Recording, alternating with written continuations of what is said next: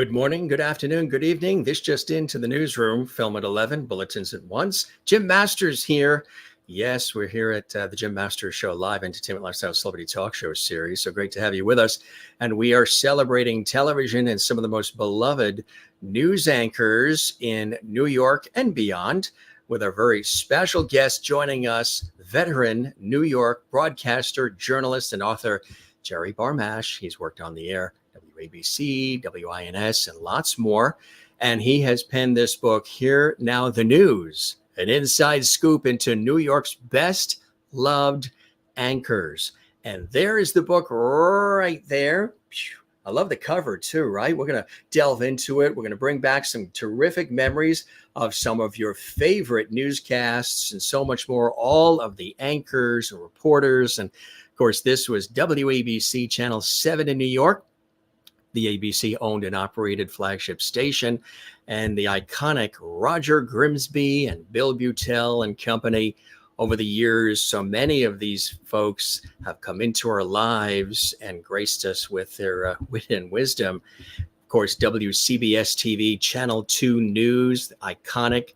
How about Channel 11, WPIX TV with Bill Jorgensen, who also was on WLNEW Channel 5 in New York, Metro Media.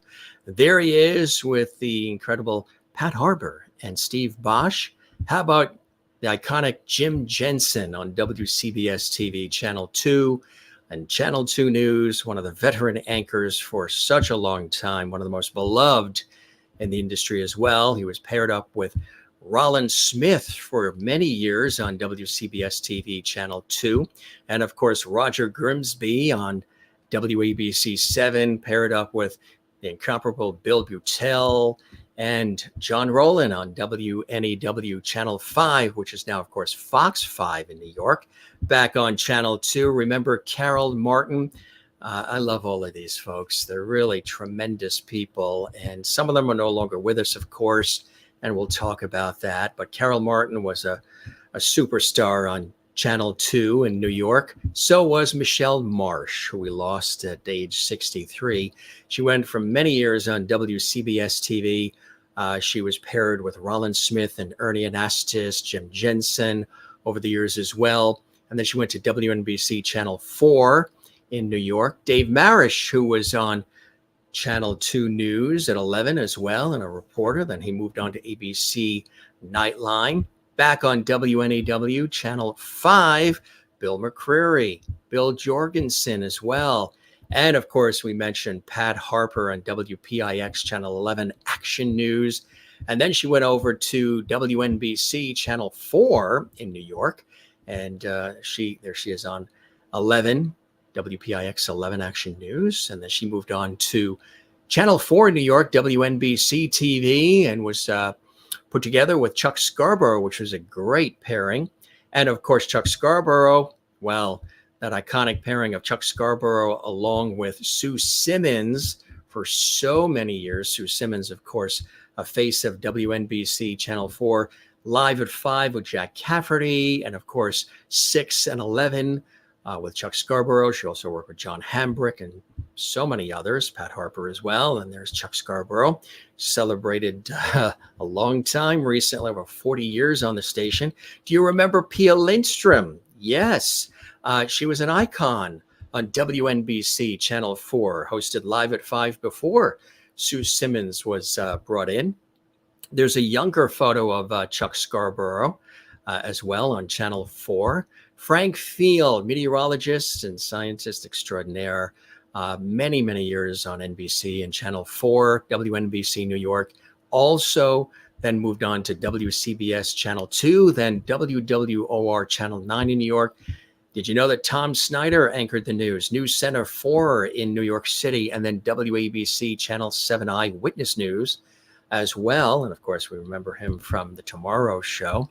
John Johnson, a very famous fixture on Channel 7 in New York. Roseanne Scamardeller. These are all faces many, many people recall. And of course, Ernie Anastas, many years on Channel 7, WABC TV, then Channel 2, WCBS TV, then Fox 5, WNYW TV as well, a veteran of the industry.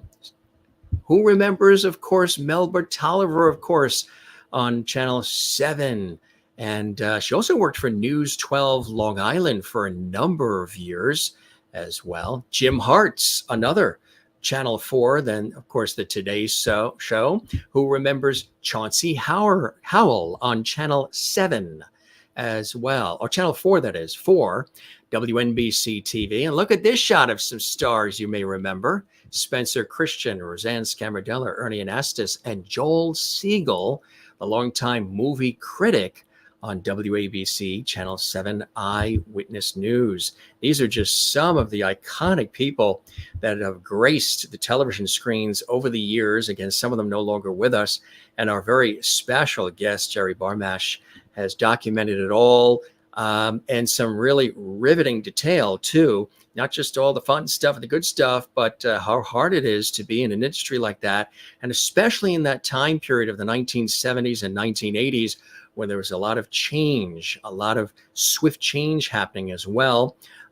Women became more prominent in the news, and especially on air as well, Black journalists as well, and Latin journalists, which was a fantastic positive move in the right direction. But we have a couple of iconic things we wanted to show you before we bring our very special guest coming to us from Long Island, New York. Many of you know that's where I originally hailed from, Long Island. Here's a couple of things to take you back in time from some of the great television stations in New York, which is the largest broadcast market in the world. And New York is number one in the entire globe. And take a look at some of these cool things here, like this one.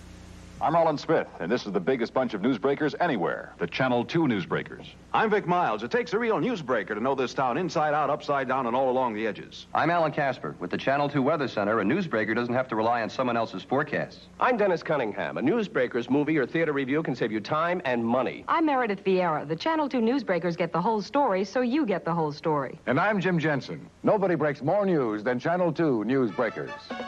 Boy, what a bunch of newsbreakers. And here's another clip for you, bringing you back again into Memoryville here. Here's another terrific one.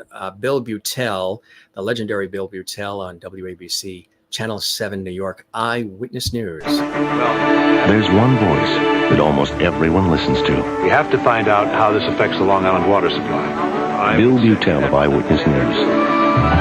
Reservoir. He's the voice of knowledge. What'll that do to tax rates in New Jersey? We've got to the voice of authority. If that checks out, we've got to send a crew to Jerusalem, because that would be a major... And the voice of understanding. So it's an extraordinarily joyful time for this young family. Eyewitness News with Bill Beutel, the most trusted voice in television news. And here is yet another one from WCBS Channel 2 in New York. Channel 2 Newsbreakers.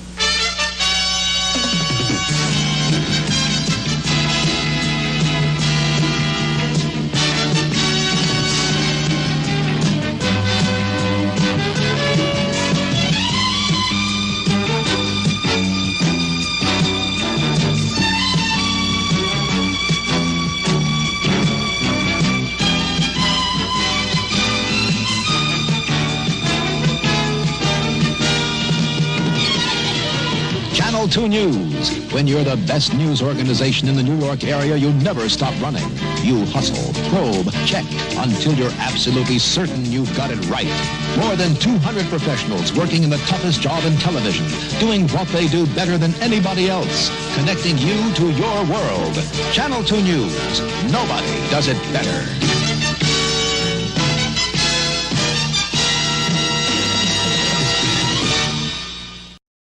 Little clip from WNBC Channel 4 in New York City. This is News 4 New York with Chuck Scarborough and Sue Simmons. And tonight's cover story with Dave Marish. Good evening. As of tonight, it is... So you may remember that. And, of course, WABC Channel 7 Eyewitness News, Roger Grimsby, Bill Beutel. American Flyers review 7:30 tomorrow. This is Eyewitness News with Roger Grimsby, Bill Beutel, plus Spencer Christian, Storm Field, and the Eyewitness News team. Good evening, I'm Roger Grimsby. Here now the news. Dog days of summer, here with a vengeance. Hot weather combined with a high humidity, causing Con Ed to stretch power to the limit. We're paying a price. Apparently the humidity got to the egg timer in the control room. Hoping your news is good news, I'm Roger Grimsby. And I'm Bill Beutel. Thank you very much. Good luck and be well.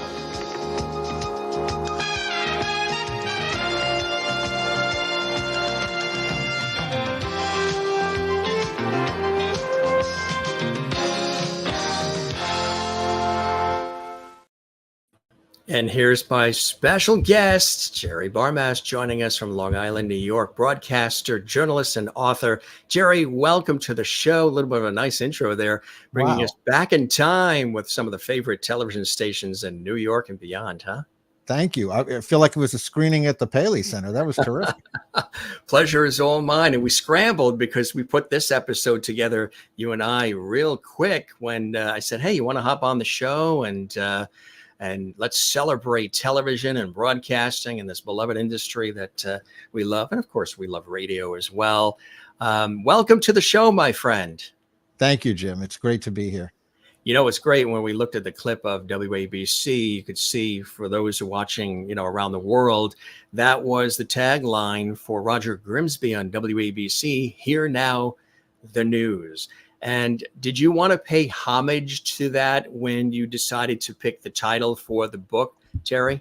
Yes, absolutely. That was before I had anything. I had the title, and I knew it was going to be there. It is a grabber where even if you don't know who it's for, it gives you the attention, and you know that it draws you in. And then I put in the subtitle that it's the beloved anchors of New York. But they're all legends. I mean, I could have put legends in there as well. Absolutely. I want to let the viewers watching live, we welcome everybody watching all around the world, interact with us, leave a comment on the channel, and don't forget to subscribe to our YouTube channel, Jim Masters TV. Give the episode a thumbs up. All those fun housekeeping things that we do. But our guest, Jerry, is truly a longtime broadcaster, and he's been anchoring over the years. He's anchored on radio stations that include WABC in New York, 1010 Winds, WINS, Bloomberg, and Walk FM, WALK 97.5 on good old Long Island. He's also got national experience at the Westwood One Radio, Wall Street Journal Radio, Blaze Radio, and USA Radio as well. On the writing side of things, our very special guest on the screen right there. He's the Long Island editor at Patch.com. As a freelancer, his bylines have been featured in the New York Daily News, broadcasting in cable, Barrett News Media, and News Blues. And while digital reporter for WABC Radio, he's enhanced coverage in Zoom pandemic era with interviews that include Dr. Anthony Fauci and John Bolton as well. And he's very excited, of course, to share his book, Here Now the News, an inside scoop into New York's best love anchors. What was it? You had an opportunity through this, which I think is amazing, because you take us sort of behind the scenes and look behind the camera. You and I, of course, know how it works being in these industries, but for the casual viewer who doesn't know what it really takes to put these massive broadcasts on, whether they're live, whether they're filmed or taped, now it's all digital. It's really a heroic effort, and it truly takes a village, even to put a show like this together and like what you do. There's a lot of behind the scenes to put anything together that's creative, and that's maybe is fast paced. You take us back and taking a really good, hearty look at the anchoring landscape that changed forever in New York City and across the country, New York setting the tone for a lot of the rest of the country. And you talked to dozens of broadcast professionals sharing memories of working with New York's most revered anchors, right? What was that process like? And even before that, what was the inspiration? You grew up a kid on the island who loved the TV stations, knew all the call letters, the theme songs, the whole bit too, like me, huh? Absolutely. I was a TV nerd, TV news nerd. I was really interested even as I was born in the late 60s. So I was interested in this in the 70s, growing up, 70s and 80s for sure. I didn't know that I was necessarily growing up going to be in broadcasting, which I had, as you mentioned, in radio, not TV. But watching, it was sort of like when I would listen to the radio for the DJ. Certainly I enjoyed the music, but I always liked listening to who that person was on the other end. And this is before we had internet, where you could go and look at the person online or Wikipedia or whatever. There were no websites, so you had to imagine. And so I was interested in that.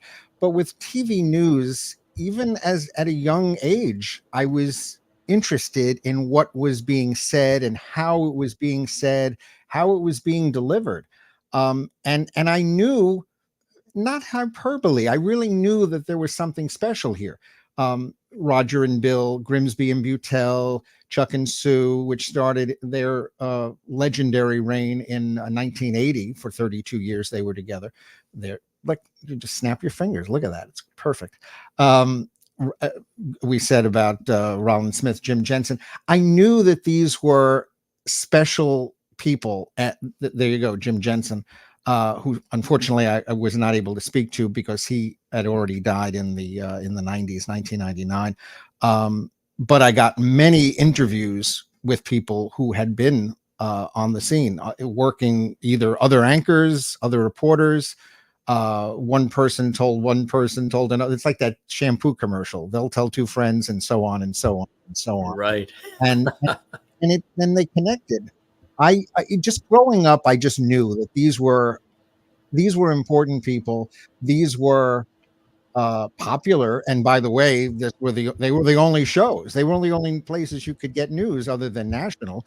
There were the three networks, the three O&Os, owns and operated in New York, and that was it. I mean, by and large, you could get 10 o'clock news, but for the 6 and the 11, it was 2, 4, and 7.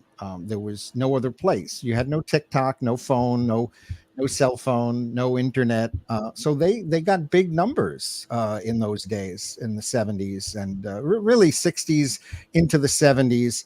And I would say the mid 80s. And then it started to, once you started CNN and certainly later the internet and the, the fracturing of cable news, things started to change quite a bit. But just quickly, it took me 10 years to put this together. Not that I was writing it for 10 years nonstop, but I did do the first interview with Rolland Smith. That was 10 years ago this summer. So it was a process. Start, stop, research, interview, write. And I didn't know. I knew what I was doing with it. I knew I was telling people I'm doing this book, but I didn't know that there was a book. Like they always say, is there any there? Well, I didn't know if there was any there. As I got more interviews and people would connect me with more people, I got more anecdotes that really started to resonate, not just with people in New York, in my opinion, but with people across the country, I felt. And it started to, as I would look at the pages, the manuscript, it started to almost feel surreal. Like this is really becoming a book. And it was getting exciting, especially in the last few years during COVID. I had much more time, and I would really double down my efforts to bring it to fruition. It really is a fascinating book, and I had an opportunity to preview it, which was really fantastic. And I encourage folks, not even just folks who are in the industry like we are, and have been and went to school for it and studied it and worked at all these different TV stations, radio stations, all these different facilities over the years, networks and everything. But just to show what it was like and when you can compare now to then and some of the incredible things, it was really big time. Anchors and reporters, weather people, sports people, they were superstars. They were like a local city or town's version of their own Hollywood. When they would see them in the supermarket, when they would see them, going down the street, post office, it was a big deal if you bumped into a Rolland Smith, a Jim Jensen, a Bill Beutel, Chuck Scarborough, Sue Simmons. Still is, obviously, for the ones that are still around, exciting, when you come across these folks. But the spotlight and the fact that even though the 70s and the 80s were not necessarily the 50s where they're still plugging things in and working out cameras and everything, it was still growing and expanding in so many different ways. And you really dive in deep, Jerry, taking a fascinating look at those big personalities and some of the big egos that came with it, delivering each night that evening news, right? You don't pull any punches. You get right in there and you tell it all. Yeah, I think that's important. I wanted to show from my background that this was a labor of love for me. This was a passion project. And part of that was these people they are unequivocally legends. There's no doubt about it. But I wanted to show this in the full human terms, that they are just that. They are human. So it's showing their skills, and they are tremendous, whether it's breaking news, ad-libbing, whatever. But it also shows them, all warts and all, showing how they, have the ego, the alcohol, which is in some ways it becomes almost a joke that, that was the era. And that was one thing that I knew going in, like, oh, it's the 70s, everybody was drinking. But the stories that I learned, it was so much more than that. And it was it got its own chapter because of the alcohol.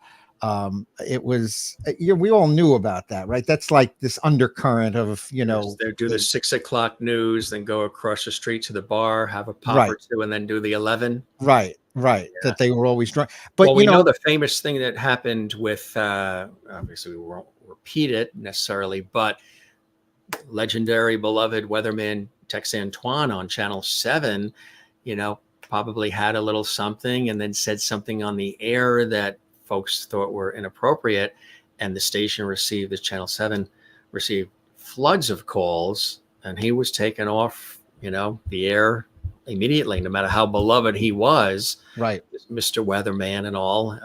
And then I think went to Channel 5, and then I think passed away after that. But right. Yeah, that was, I don't know if he was drunk. He was one of the people that was regularly drinking, a drinking buddy with Grimsby. I did what I thought was a fascinating behind the scenes of that moment. I spoke to somebody who was working in the control room when that happened, and he was talking about, without going into the details, there was a serious story that took place that they were doing just before going to the weather. I don't know if it was breaking news or they just happened to go to it. It was an awkward segue, although they did do a brief Wall Street, a business report, and then they went to Tex, and Tex did a very bad segue of his own out of that serious story, and he thought it was doing a pun or something witty. Yeah. I mean, it's the ultimate in the worst moment of happy talk for him, and it cost him his career. I mean, for all intents and purposes, he did have the brief stint at Channel 5 WNEW, but he was suspended almost immediately. He went right back. I mean, I think they had about 10-15 minutes left. He had to go right on the air before the show went off at 7 and apologize, which he did, but he was off the air for the 11 and never back on the air at Channel 7 again. However, they didn't fire him until his contract lapsed in 6 months. He was left to stay and work with Storm Field, who would take over, and he worked behind the scenes with him. As much as we are celebrating all of this too, there's a wonderful comment that came in from Don Daler, who of course we know from CBS and from Channel 2, critically acclaimed author of Fearless and A Tight Lie. He says Jerry Barmash reveals in his excellent and informative Here Now the News some of the most insecure and crazy personalities to ever appear on broadcast news. Fist fights, backstabbing, racism, sexual dalliances, and a considerable amount of alcohol abuse are just a few of the tidbits that you have found and discovered who has covered the New York market for many years, chronicling, revealing interviews and spot-on observations. And that those things might be something to the casual viewer that, I mean, you don't think of the fist fights and all the other things, but that occurred, right? Yeah, and there are a few, but the one I think that he's probably referring to, that, by the way, he did a blurb for the book. I think that's what you're talking about, and he's in there. I have Bill Ritter from Channel 7 is on the back cover, and there are several. Former Governor David Patterson was nice enough to do a blurb as well for the book. The famous fisticuffs, or infamous perhaps, is Geraldo Rivera and Roger Grimsby really got into it. And as documented in the book, I didn't speak to Geraldo, but I have it from other people. And I also have from Geraldo, from his autobiography. He actually went and punched Grimsby. We can get into what it's about. It was about Grimsby thought that Geraldo was sort of faking reports that he was doing during the Yom Kippur War in the Middle East. And Grimsby, having been a Korean War veteran, knew what the sounds of overhead artillery should sound like, and he thought that Geraldo was fabricating it. And it got back to Geraldo through Rolling Stone magazine, that there was a whole back and forth that they were using this reporter.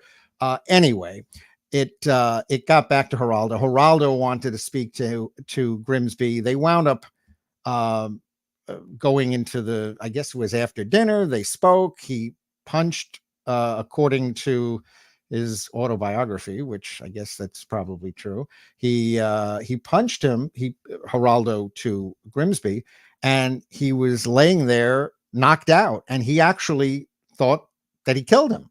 So he went back. He wasn't working that night, I guess, and he went back to see, I guess, the 11. This was in between, to see if he was going to be on, and he was, and that was it. And he said, to Grimsby's credit, he never brought it up again. That would be it, right? That was after something like that, obviously. Did they work that out? Did they become friendly, you think, after, or was there always that thorn forever after? Well, from what Geraldo said, they kind of made peace with it. I don't know that they were ever like friendly, but that they sort of, I suppose, came to some sort of an understanding. And then when Grimsby died, and I have the tweet in the book that he mentioned sort of a little bit of a reminiscing about working there, and certainly nothing, negative about him. So I think they came to, a moment where cooler heads certainly prevailed through the rest of their careers.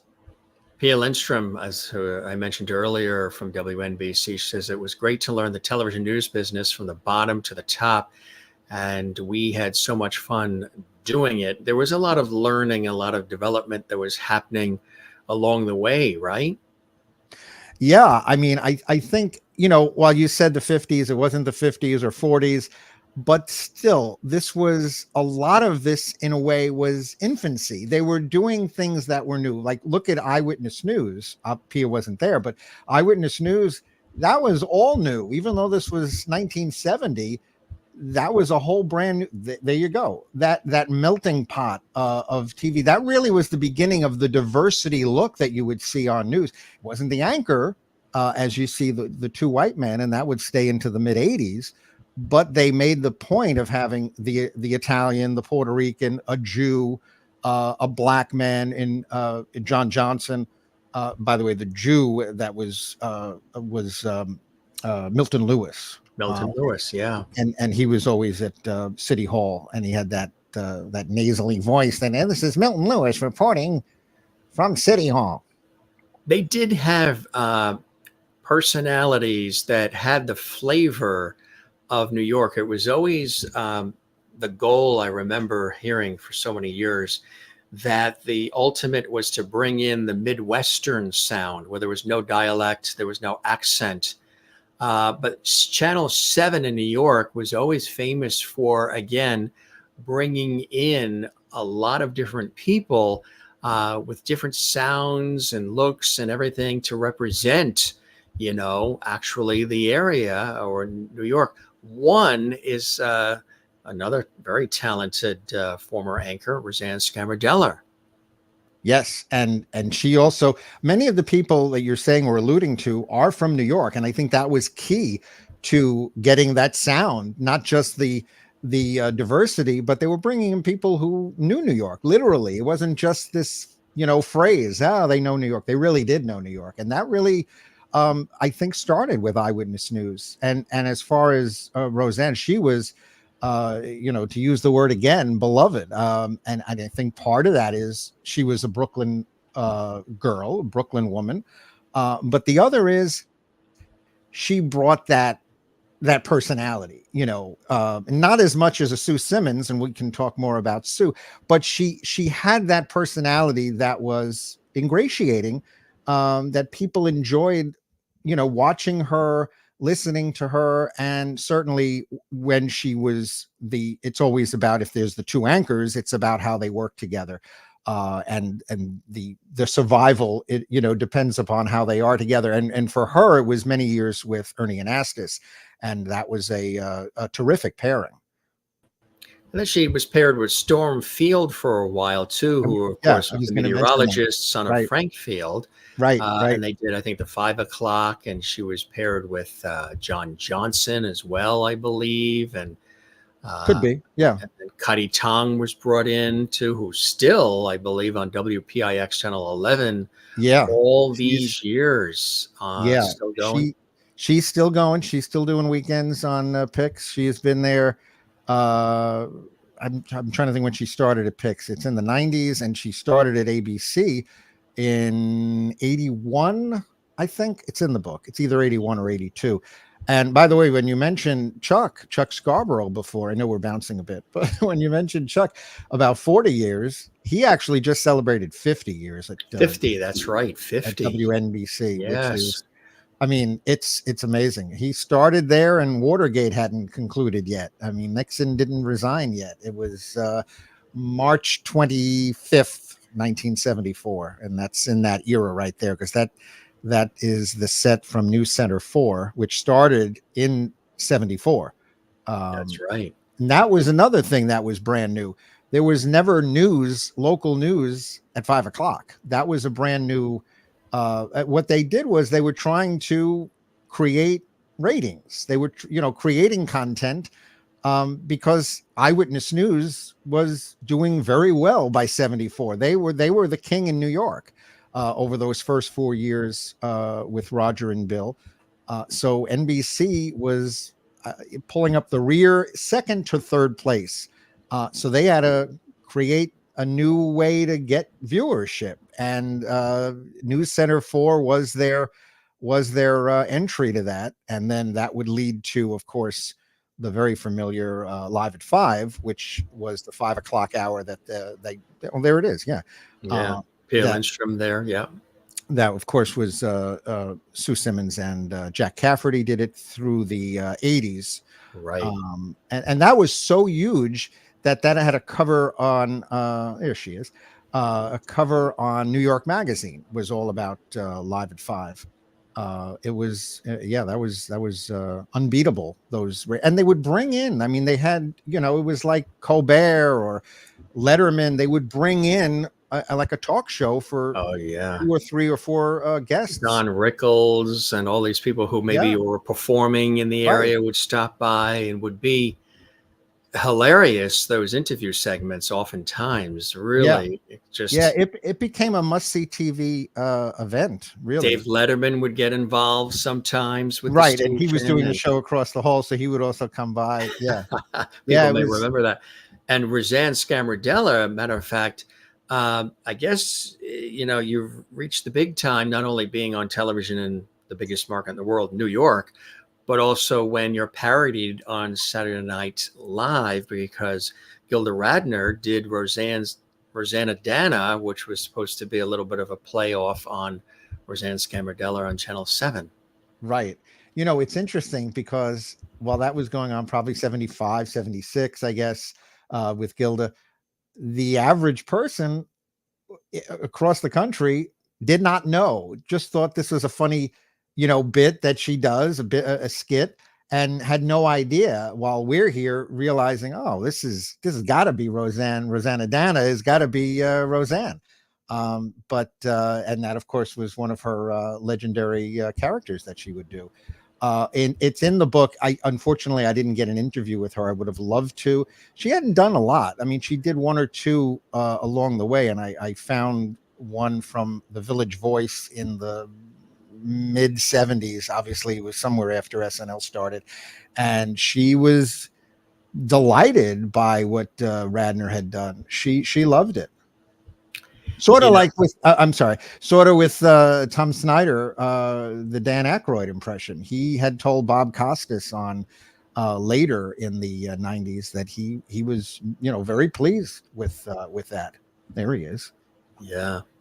News Center 4, NBC, Channel 7, WABC, of course, his late show on CBS. He was really a broadcaster's broadcaster, wasn't he? I mean, fire up those colored teenies as the pictures fly through the air, he would always say. Yep. He loved the industry, and he had a command about it. It could be very funny, very off the cuff, very witty. You never know sometimes what he was going to say, but there was something about his command that was very broadcast at that time, wouldn't you say? Yes, I would. And, it's interesting. A lot of people probably, especially younger people, don't realize that he was a local news star, right. That he had been in Philadelphia. He was at KNBC in Los Angeles when Brokaw was there. Brian Gumbel was there. And then in New York. And people probably don't realize that he was doing double duty. He was doing that in the early evening, and then he would go and tape the Tomorrow Show. It was not live at 1 o'clock in the morning. No. And so, and you can find, like, you have that still shot. You can find some YouTube clips of him on with, there's a crash in at Kennedy Airport, and he was on the air. He had done I think he did the 6 o'clock and Chuck did the 5 o'clock, and they were sitting there. He was doing the hour, but Chuck was alongside him, and Frank Field was with him. And it was so rudimentary. I mean, it could have been the 1940s. They had, a reporter like they were talking to on the phone. They didn't have a live reporter even yet. They had somebody that was filing on film, of course, still. And meanwhile, this breaking news, this crash at the airport, and they're winging it, and he's winging it as they all do. But it was a master class, for people who hadn't seen it. I hadn't seen it before, but it's on YouTube. I thought it was terrific. I mean, he was getting whatever information, which was very minimal. And he was dealing with, of course, the control room, the earpiece. He was talking to Chuck Scarborough. He was talking about the weather conditions with Frank Field that would have led to this, all like just completely off the top of his head. And then what was perfect microcosm, if you will, of Snyder. I guess they came back, and there was really no news to speak about with this, nothing additional, no other updates. So they came back, or maybe they continued, but didn't go to a commercial, and they go on to other news of the day.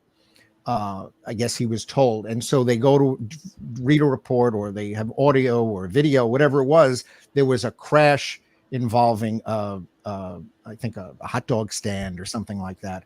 And nobody was seriously injured, but they have the footage of that. And he's reading the report. And then he comes out of it and he said, I can't really get excited about a hot dog truck crash when we've got this, airline crash that we're waiting for information. So we're going to take a break. And he stopped everything. They took a break, and then they just stayed after that on the airport crash. Mm-hmm. Yeah. And again, a real veteran of the industry, no longer with us, of course, but definitely left an indelible mark in the industry and on the lives of all of us. Somebody else too, speaking of indelible marks and making a difference, you had an opportunity, I believe, to chat with one of the godfathers of much of the look of the industry, especially the news part, and definitely the founder and dream maker when it came to eyewitness news, the incomparable Al Primo. I did. Yeah. It's always sad when you find out these people have died, but Yeah. it's so rewarding and enriching to know that I got to talk to him, possibly certainly one of his last interviews, if not his last one. And it almost brings a tear to my eye to know that I have him in the book.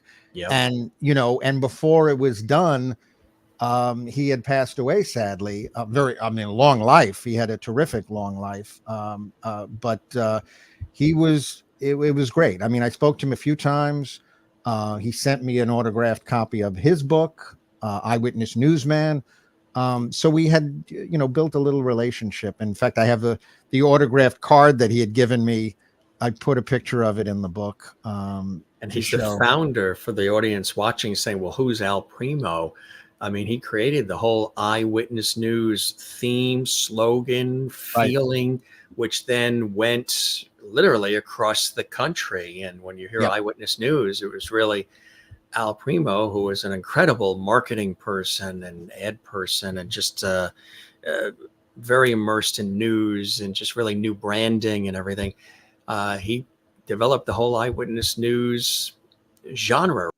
Yeah, he brought the format to New York. He brought it from Philadelphia to New York, and it exploded. It took it up a notch. And as you said, the theme. It was the theme that was in Cool Hand Luke, done by the same person that did Mannix and Mission Impossible, Lalo Schifrin. That's right. He did that, and it talks about how he came up with that, and they went to the music library, and they were looking for and all of that. I mean, he plus the talent. He came in '68. Grimsby was already there. He had predated him at WABC, and they were doing this. Roger Grimsby and the Noisemakers, not newsmakers, Noisemakers. That sounds like a title that's going to work out. And each one had a different noisemaker thing. Like one was the noisemaker, and then it was Rona Barrett with the gossip, and that's right. Howard Cosell. Who else? Probably Tex Antoine. That would have been. It was 68 to 70, and then they realized they had to pull the plug on that whole thing. Rona Barrett was one of the few that was let go. I think Howard Cosell, was he let go? I'm trying to think. He might have still been there in the beginning of stepped up to the network, maybe. Yeah. So he was there with sports, but that whole way, that format was that genre of that original newscast didn't work for what he wanted, Primo, and so they retooled it. They retooled it and came back in 1970 ultimately, and that was when they brought Bill Beutel, right on cue, who had been at ABC even locally. He was there in the mid 60s, so he predated being there before, and then he went to the network, and he was in Vietnam and other places, and so they already had some experience. Of course, for Grimsby, prior to 68, he came from KGO in San Francisco. So they had already been around the block. And they were a terrific team because they were opposites, Roger Grimsby and Bill Beutel. Bill Beutel sort of kept the ship upright because sometimes you never knew, as beloved as he was, sometimes you never knew what Roger was going to say, or right. And he would have the entire newscast and then the crew cracking up by some witty line at the end.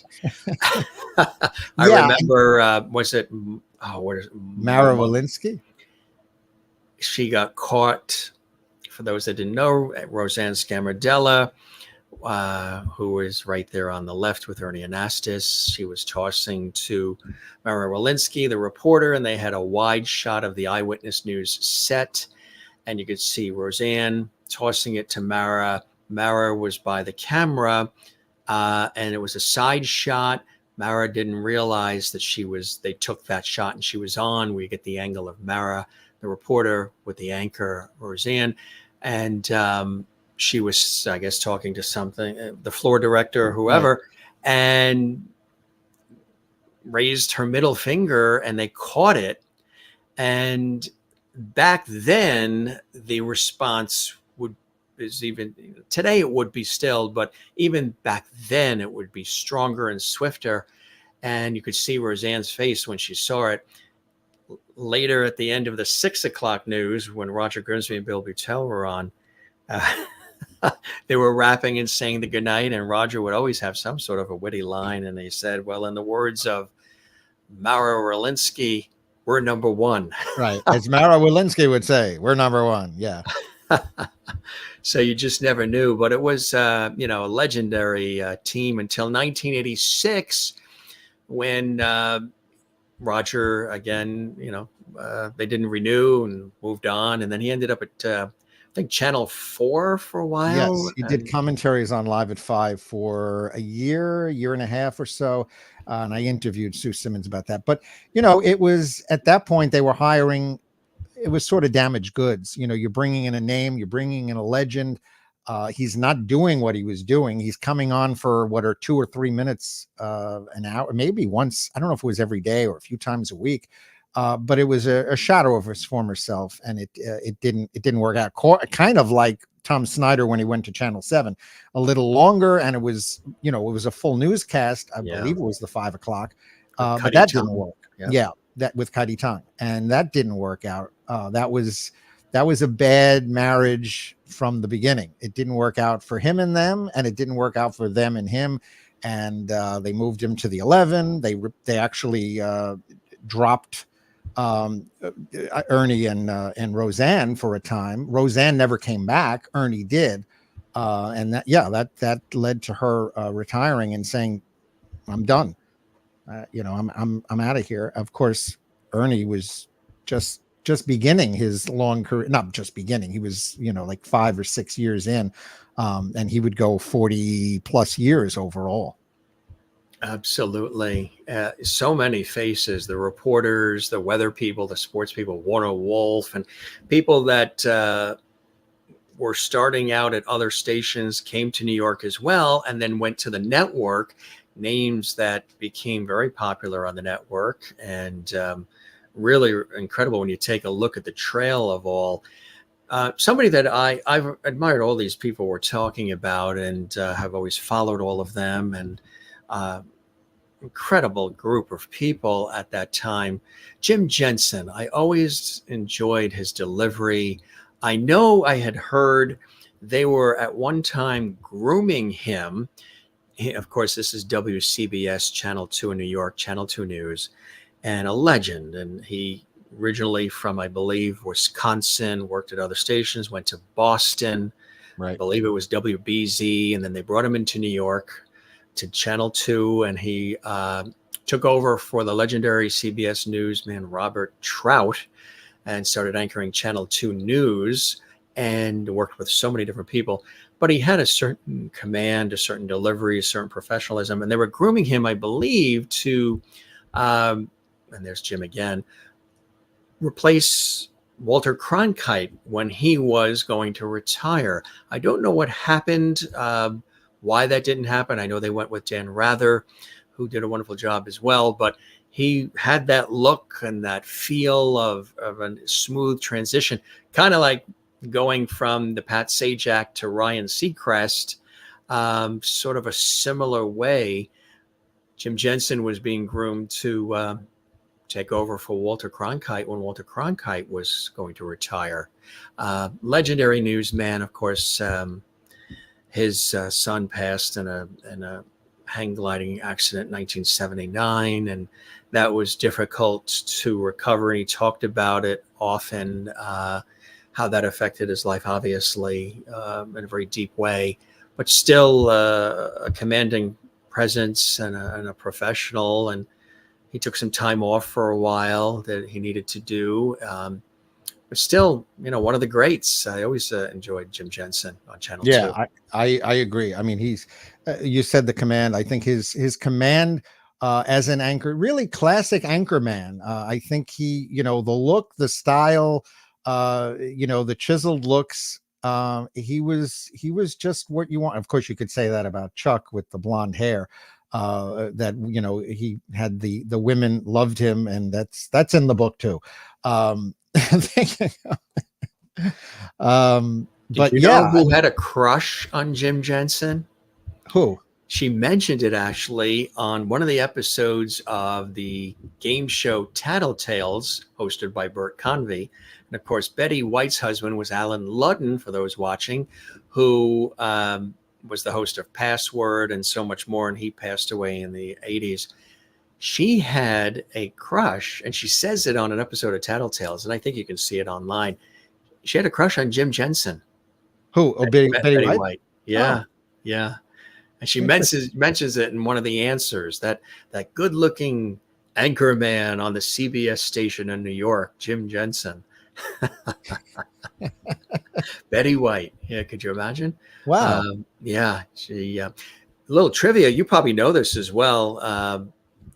The Channel 2 News theme that they still use elements of today, which then was adopted by most of the CBS-owned stations. And then there's other non-CBS stations that are using variations of it as well. But it's the classic theme.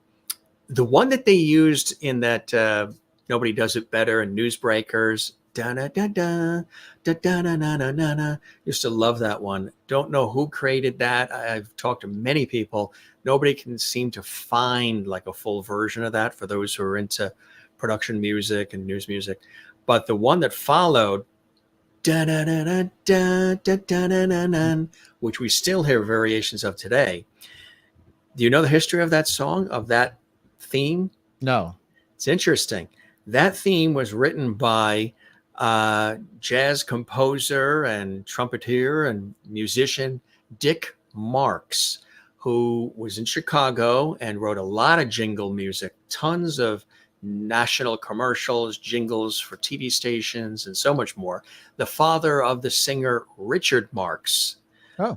Yeah, his father, Dick Marks, Chicago.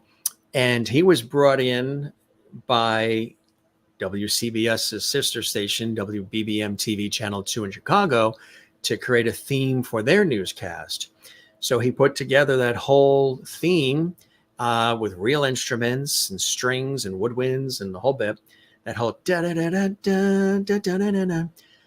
There are words to that part of that news theme.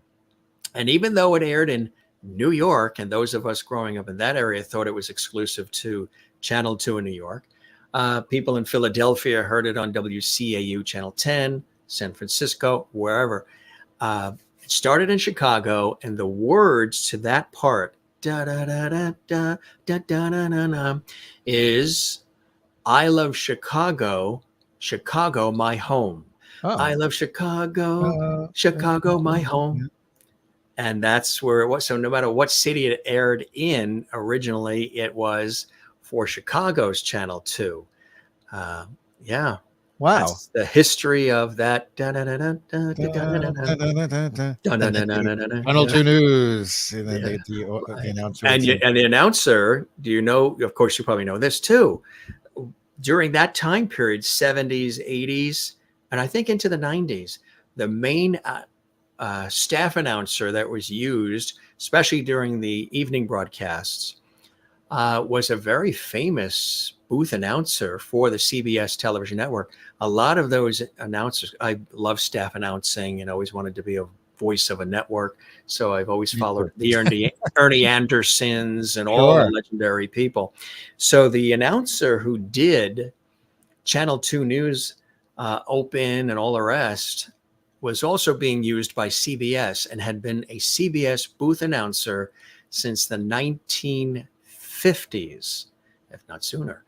And that is Gaylord Avery. Gaylord Avery is the announcer you hear on The Honeymooners, Jackie Gleason, Audrey Meadows, Art Carney, Joyce Randolph.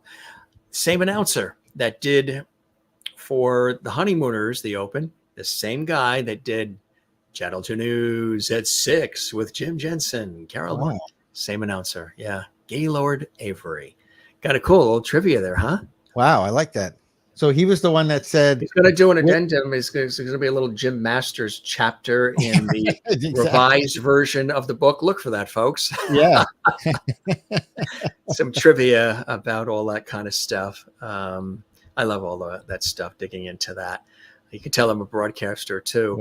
Yep. So Jim Jensen and, of course, Rolland Smith. And there was a whole thing. Rolland, of course, was a real, and I know you have the chapter in the book, a real newsman, and really was in every sense of the word. And then, of course, many years teamed up with Jim Jensen on WCBS Channel 2. And, of course, in the evening at 11, teamed up with Michelle Marsh, who, again, was another iconic anchor for so many years on Channel 2. And then she went to Channel 4. And we sadly lost her at only age 63, but she had been with the station since the late 70s with Rolland. And there was always it was like an earth-shattering, traffic-stopping event when Rolland Smith shaved off that famous mustache and didn't have it anymore. And then, of course, when he left around 86, 87, I think, he then became host of the morning program on CBS with Marriott Hartley and Bob Saget and Mark McEwen on weather. Right. And it was lifestyle, it was news, it was Bob Saget's dry humor.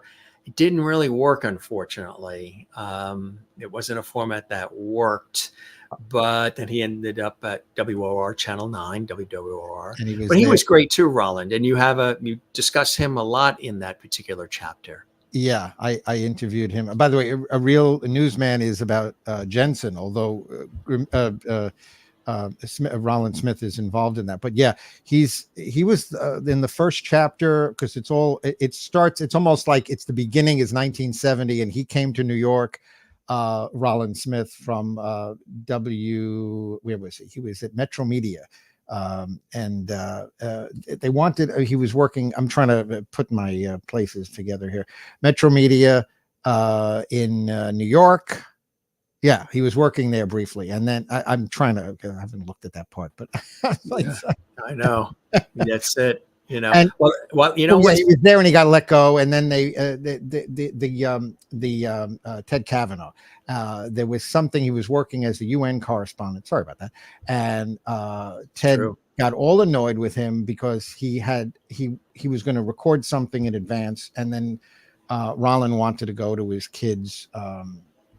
There was some event in the school, a concert or a play. And Ted got all upset. And he said, you can't, you have to do this. And if, you're fired. And cooler heads would prevail by the next day. And he actually was in touch with John Rolland, who was at Channel 5 as well. And at that point, it was too late. Maybe also his pride, Rolland Smith's pride was injured. And he got a deal right away from Channel 2. They had heard through the grapevine that he was out of a job, and they brought him right in. That was in 1970, and he was there, as you said, until 87, I think it was. And a long career. I believe he also, not I believe, I know. Sure. Slight difference, right? I was going to say something else. That's what they say in Washington, D.C., don't they? There was also a 5-year stretch at the 11 o'clock in the mid-70s with Dave Marish. That's right. And so you had the mustache and you had the bushy beard. There you go. Did you like that pairing? I know, was it, you discussed it a little bit too, where Uh, Viewers liked it. William Paley liked it, of course, as president of CBS at the time. But there were those who didn't.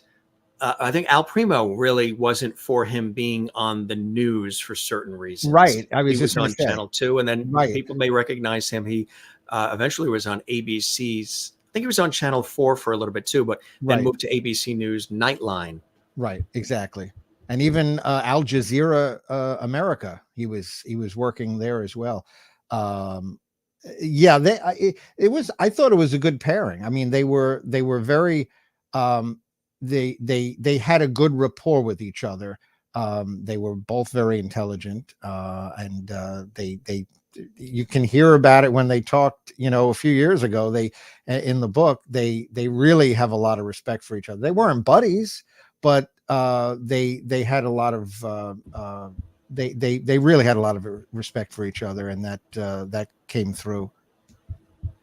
Some of the chapters really are incredible. You talk about you have your introduction, which is wonderful, and the acknowledgments too, and all the people that were so gracious enough to give you their time within the industry. The stars of WCBS, like some of them we're talking about now. He was larger than life, a real newsman. We're talking about Jim Jensen.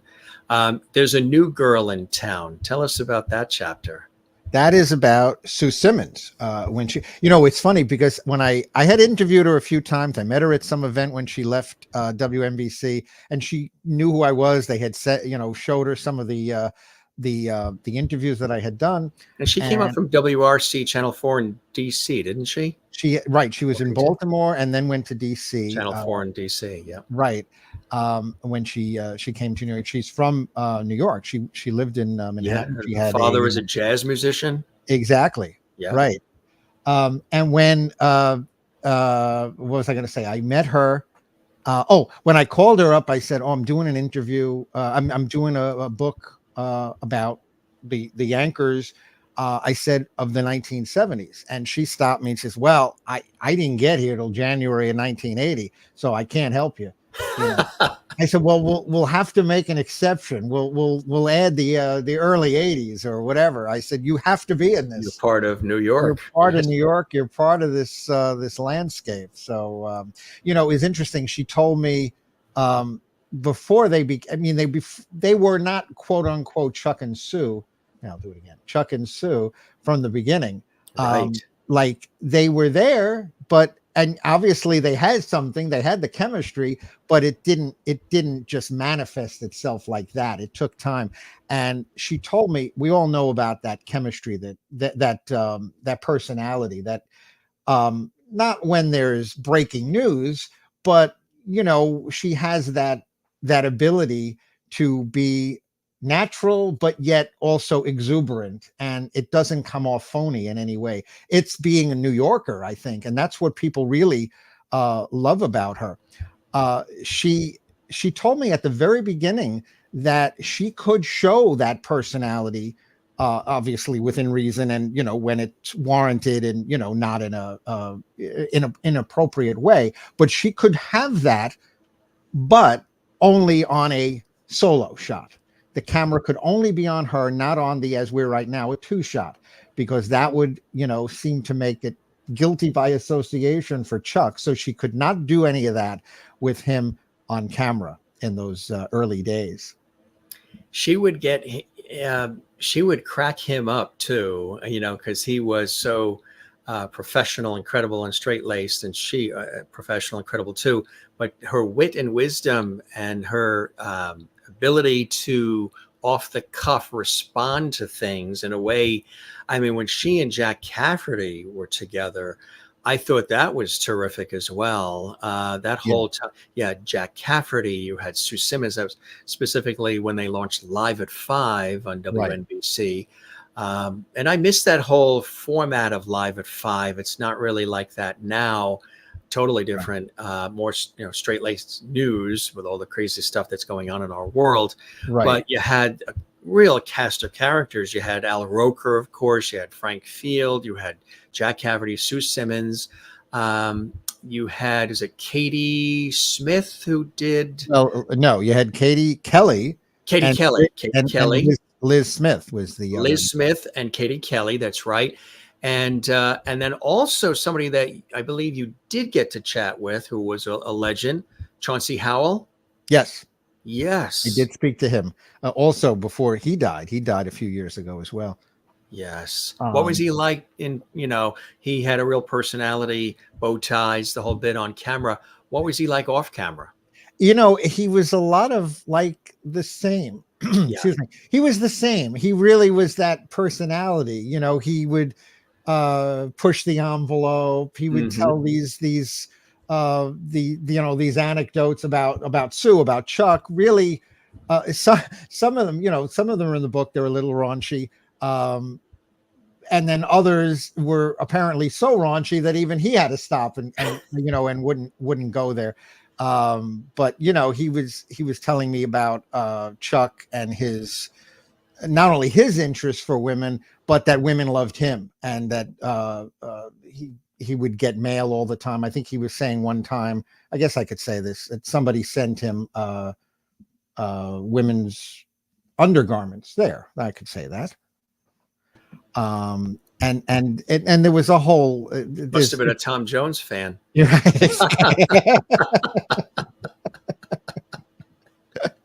For those who don't know, oftentimes the iconic Tom Jones, who's still around, some women were very enthralled by his performance at concerts, and they would throw specific undergarments on stage right there at him. So my mother has always said that she thought Chuck Scarborough was a very handsome man, camera ready for sure. Pia Lindstrom said to me, she said, about the longevity. That time it was 45 years or whatever. Now, as we said, over 50. 50, I know. I can't believe. I think I said 40, but it is 50. I remember watching this special. Yeah. Right, exactly. Hard to believe it's 50. She said, about him being, I forget what she called him, like a pretty boy or something. She said, but they don't keep you there for that or because of that. There has to be talent. There has to be much more. Like, you can come in the door. TV is obviously a visual medium. We know that. Yeah.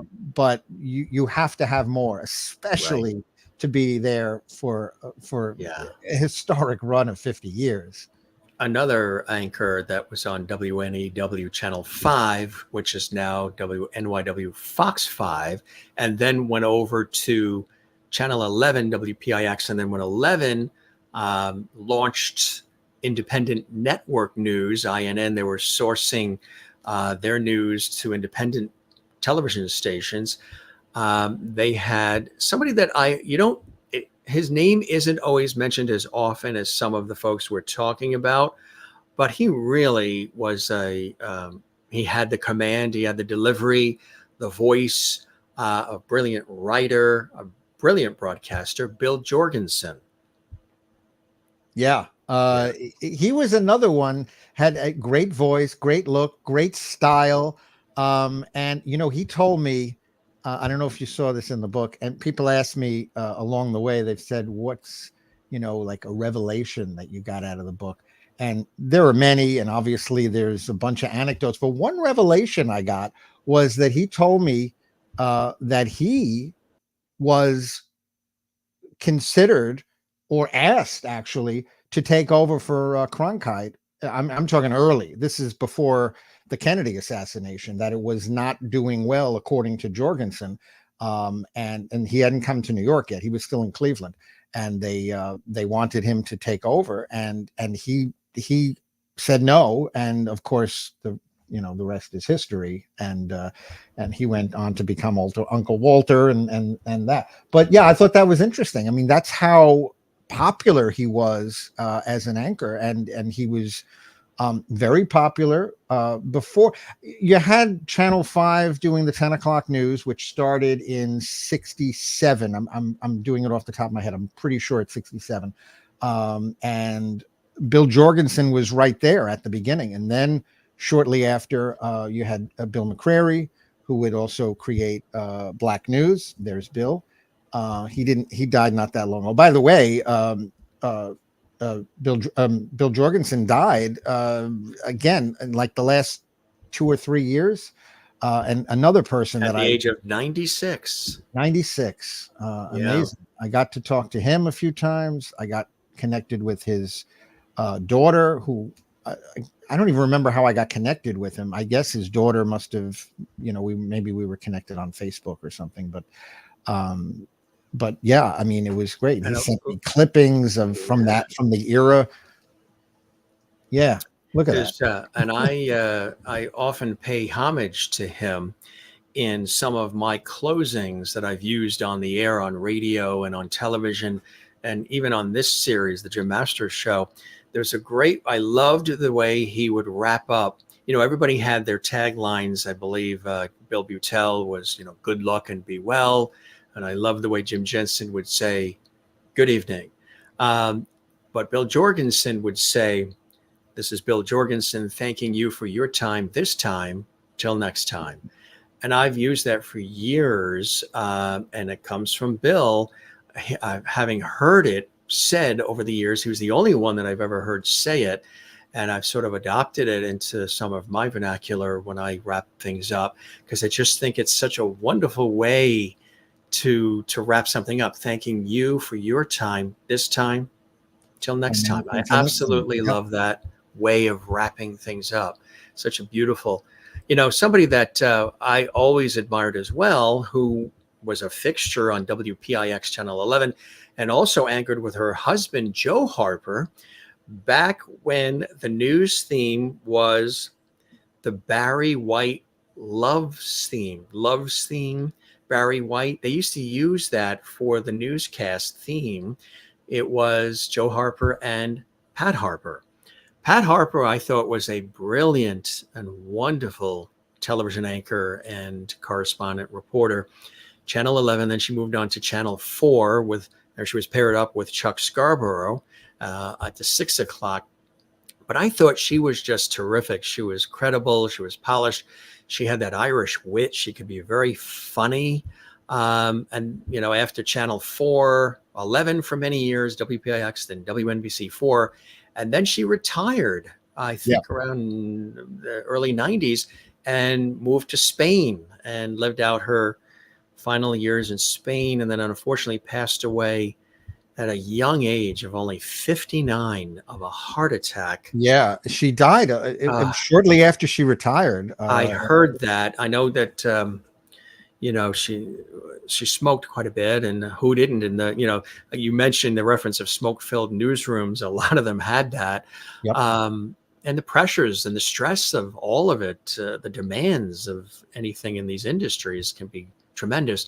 But she was really a breath of fresh air. She was so good, and really helped launch that action news broadcast on WPIX, which again became iconic. And there's Pat Harper, and Steve Bosch was her co-anchor at 7:30, Bill Jorgensen at 10. And then, of course, they launched INN, the Independent News Network. She was terrific. I always enjoyed Pat Harper on 11 and on 4. Yeah, it was a big move, almost a coup for WNBC to grab Pat Harper, and not grab. They paid her handsomely to bring her over. That was a big deal, and it worked very well. Talking about chemistry, we always talk about Chuck and Sue. Well, Chuck and Pat did very well as well. It was only like 5 years, I believe, but it wasn't enough. No, it wasn't. They were good. And they were a top anchor team. I believe they won 2, maybe 3 Emmy Awards during their time. So they made an impression for sure.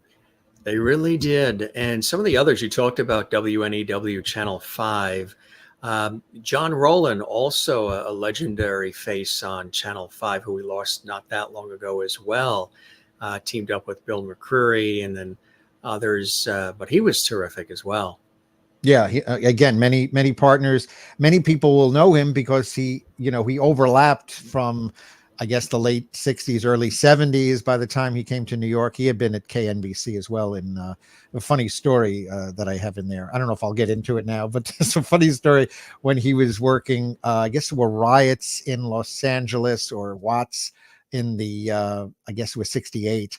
And there was some call and he didn't know who it was, and I guess he got upset with the person who didn't identify himself, and it was the head of NBC or NBC's news division, and it kind of led to him leaving NBC and then looking for work at Metro Media in New York.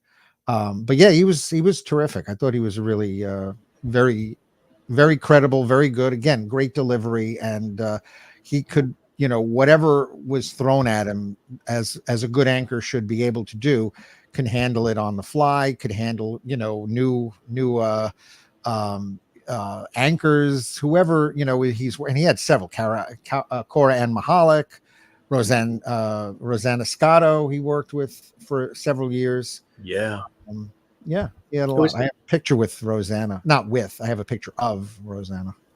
It was a time too when women were becoming more visible on camera, and also Black journalists and Latino journalists were coming into play as well. Of course, the iconic Melba Tolliver was another groundbreaking on-air person too, right? And you talk about her. Yeah, she was trailblazing. When it's funny, I mentioned the word to her, trailblazing, and others, but to her, and she was like, "No, I was just there. I was trying to, get a paycheck. I wasn't looking at." They didn't realize what was happening, right? Yeah, I know when she first started, she got on the air. She was a nurse. She had trained to be a nurse. And then she was working at WABC in the secretarial pool in, again, mid late 60s. And one thing led to another, and there was a strike, and she got a chance to be on the air. There was a 5-minute news from a women's news with a women's touch, I think was the name of it. It was a very non-PC title for a show, but it was really just geared to homemakers in the mid to late 60s, and this was airing at like 2:55 to 3 o'clock in between soap operas, like kind of like headlines that they would run a quick thing, but this was a 5-minute newscast of sorts, and she did that. And ultimately, they sent her for training, media training, and that would lead her to get regular work with Eyewitness News. What really became the trailblazing moment was that involved her hair and covering the Tricia Nixon wedding at the White House. And she decided she is going to wear her hair natural and not, have it down, matted down in any way. And that caused a stir. And people at the station, told her not to. And of course, when she was told not to, she wound up doing it. And it's documented in there, and it's on. I mean, you could find articles about it, I think, as well. I'm sure you can. This was 71, I believe, 71 or 2. Don't quote me, but it's in the early 70s when Tricia. Well, it had to be before 74, I guess, before late 74. Anyway, I met her at News 12. She was one of the first anchors of News 12, Long Island, with Bill Zimmerman. And then they brought in Roberto Tirado, who used to be on Channel 11. He also worked at WTNH, the ABC affiliate in Connecticut, Channel 8. And they had that team together at News 12. They brought in, on-air people who had been with the larger stations to help sort of get off the ground that whole News 12, which of course was owned by Cablevision, News 12 format, News 12 Long Island, which then branched out to News 12 New Jersey and Connecticut and everywhere else. But really amazing. And she couldn't have been more pleasant and warm and polished. I always enjoyed listening to her voice. She had a soothing texture quality to her speaking voice, that I always enjoyed. Right, and she anchored there for a number of years. Yeah, she was very. It was very. I was very pleased because she's really an integral part of the New York City, media landscape, TV anchor landscape, news landscape. Right. So for both of these things, and News 12, for both of these instances, it was important to get her in the book, but it was also important to be able to speak to her about these moments, and of course the other people that she worked with. So it was. I'm glad I had that opportunity to speak to her. She was working on a book, and I don't know that it ever came out, but she had a website that was the name of the book, of the memoir, but I don't know that it has ever been out. I met her when I was interning at News 12, and then ended up over at starting the career with PBS, but WLIW and WNET, but with WLIG TV 55 with Drew Scott. Drew Scott, of course, legendary in the New York area, but he worked for Network, and he worked for WPIX and so much more. He's a great guy, and it was amazing because I used to host the telethons. I worked behind the scenes. Did a lot of stuff at the station, which is now owned by CBS. It's WLNY 10 and 55, and it's a CBS station. But working with Drew Scott, he was terrific. And at one time, I became the Connecticut bureau chief for their 10 o'clock news, News 55, which was a great experience, covering the stories. I was not only finding the stories, covering the stories, I was the camera person as well. So we would, I would interview the person that I'm interviewing for the story and then tell him, okay, stop. I have to now reverse the camera to get my reaction and to get my question. Yes, and then get the B-roll. Reversal, right? It's called a reversal, and then ship everything to the studio, and then would appear on the 10 o'clock news covering, which was a great experience. It was early on in the beginnings of the career. Somebody else that I always enjoyed, and she left Channel 2, WCBS TV, after many years as a beloved anchor. 5 o'clock, 6 o'clock, she did the noon newscast, lots of special reports. And then there was an opportunity to go with a new network that was being developed around in the mid 90s, America's Talking. And she was going to do a sort of, I believe it's a health, lifestyle, wellness show. And unfortunately, the network didn't take off, but she had already said goodbye to Channel 2 after many years, which wasn't easy to do. But she was terrific. Carol Martin. Always, and talk about, again, opportunities that were expanding, bringing people in to the fold. She was one of those groundbreaking people at that time for many years on WCBS Channel 2. She seems just a nice person. Doesn't and she? I would, like from when Detroit, Michigan originally. Yeah. Right. And when you get to meet your friend, your idols or people that you grew up with or celebrities, and you always hope, whatever it is, whether it's sports heroes, whether it's broadcasting, whether it's somebody in movies, TV, and you meet them and they turn out to be as nice as you hoped, that's always a good feeling. And that's Carol Martin. When I got to talk to her, she could not be a nicer person. And we I spoke to her, I don't know, 3 or 4 times. And I got to meet her too. And most of the interviews were on the phone. I met Rolland Smith, the first interview I did. He's in California now, right? Now he's in California. Yeah. And I met Carol Martin, and she just could not be nicer. I remember there was a brief stint where I believe she did some sort of commentary. Was it the People's Court or one of the court shows? She was somebody that was, it might have been a period of People's Court where she would sort of summarize what's happening. Now let's go back to the courtroom to see the judge's decision. I remember there was a brief period Carol Martin was tapped to do that as well.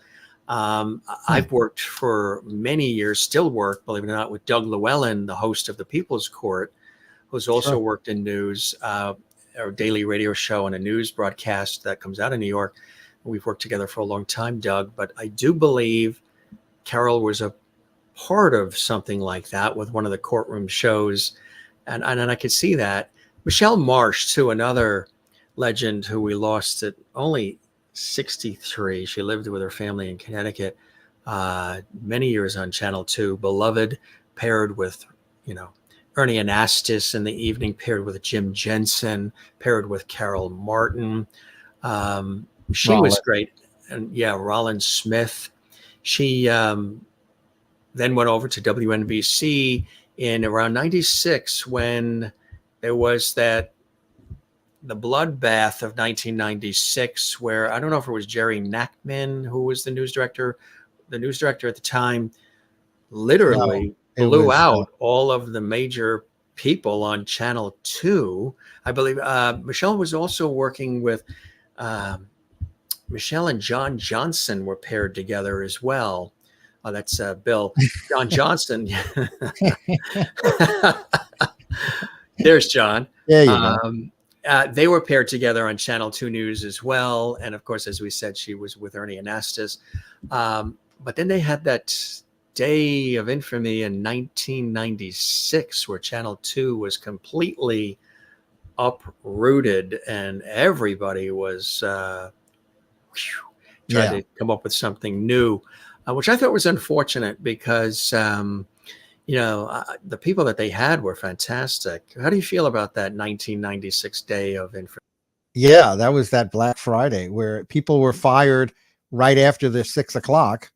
And they were gone. Like if I forget who it was. I think it was Michelle Marsh and John Johnson said, we'll be back at 11. And they were not. They were fired and they were done. So they didn't get to finish the night. And it's business. I mean, this is, what happens. It can be a cruel business that is just about the bottom line. And they for some reason, I mean, not always, obviously, when someone is getting let go, if it's a layoff or if the person is leaving on good terms, they give them, whatever amount of time.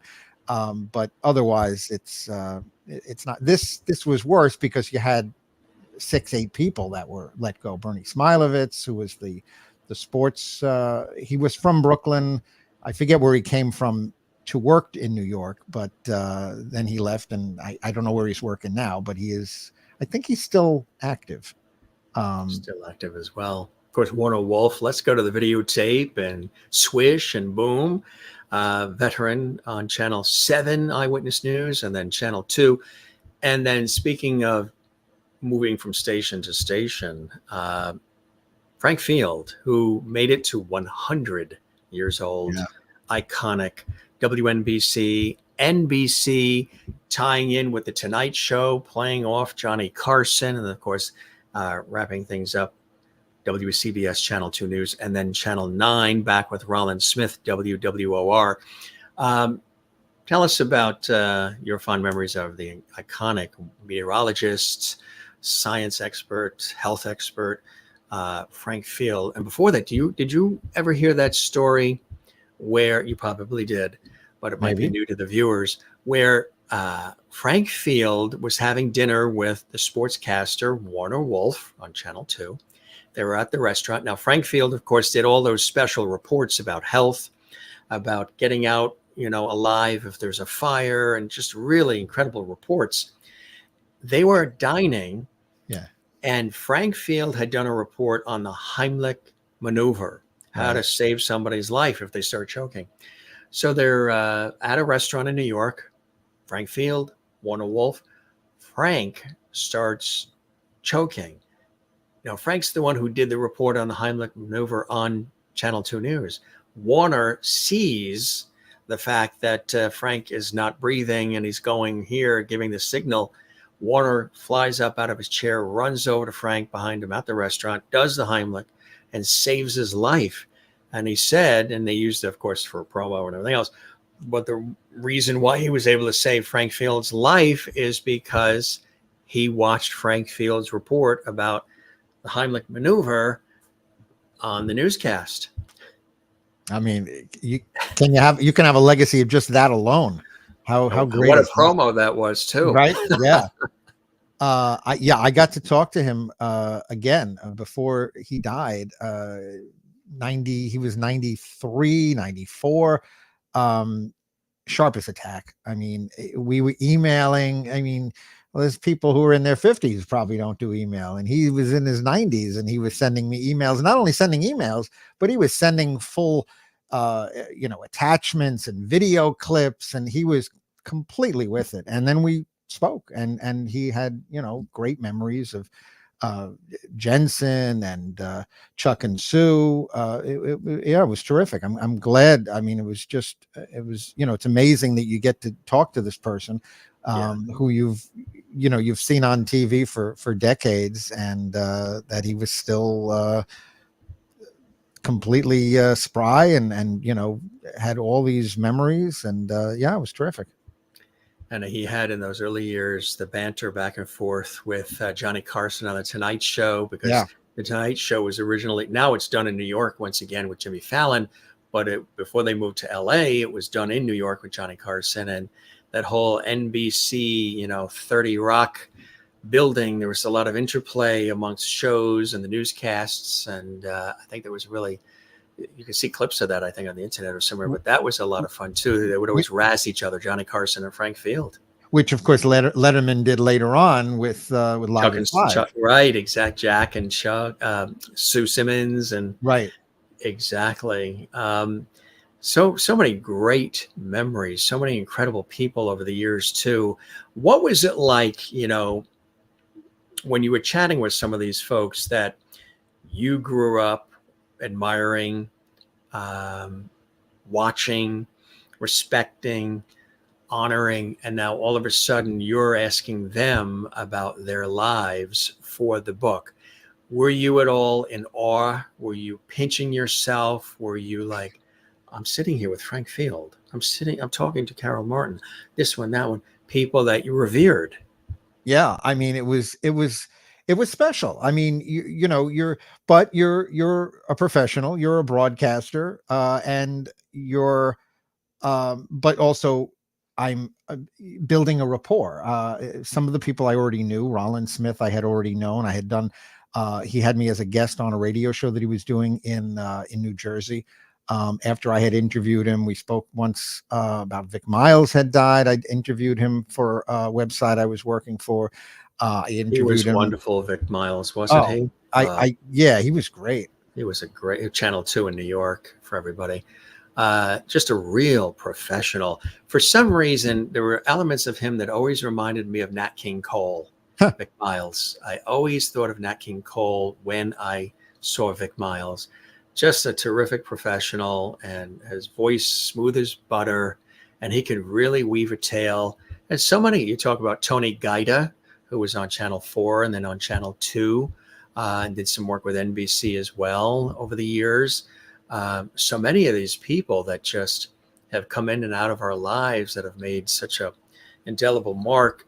Unfortunately, there's a number of them that aren't with us anymore. But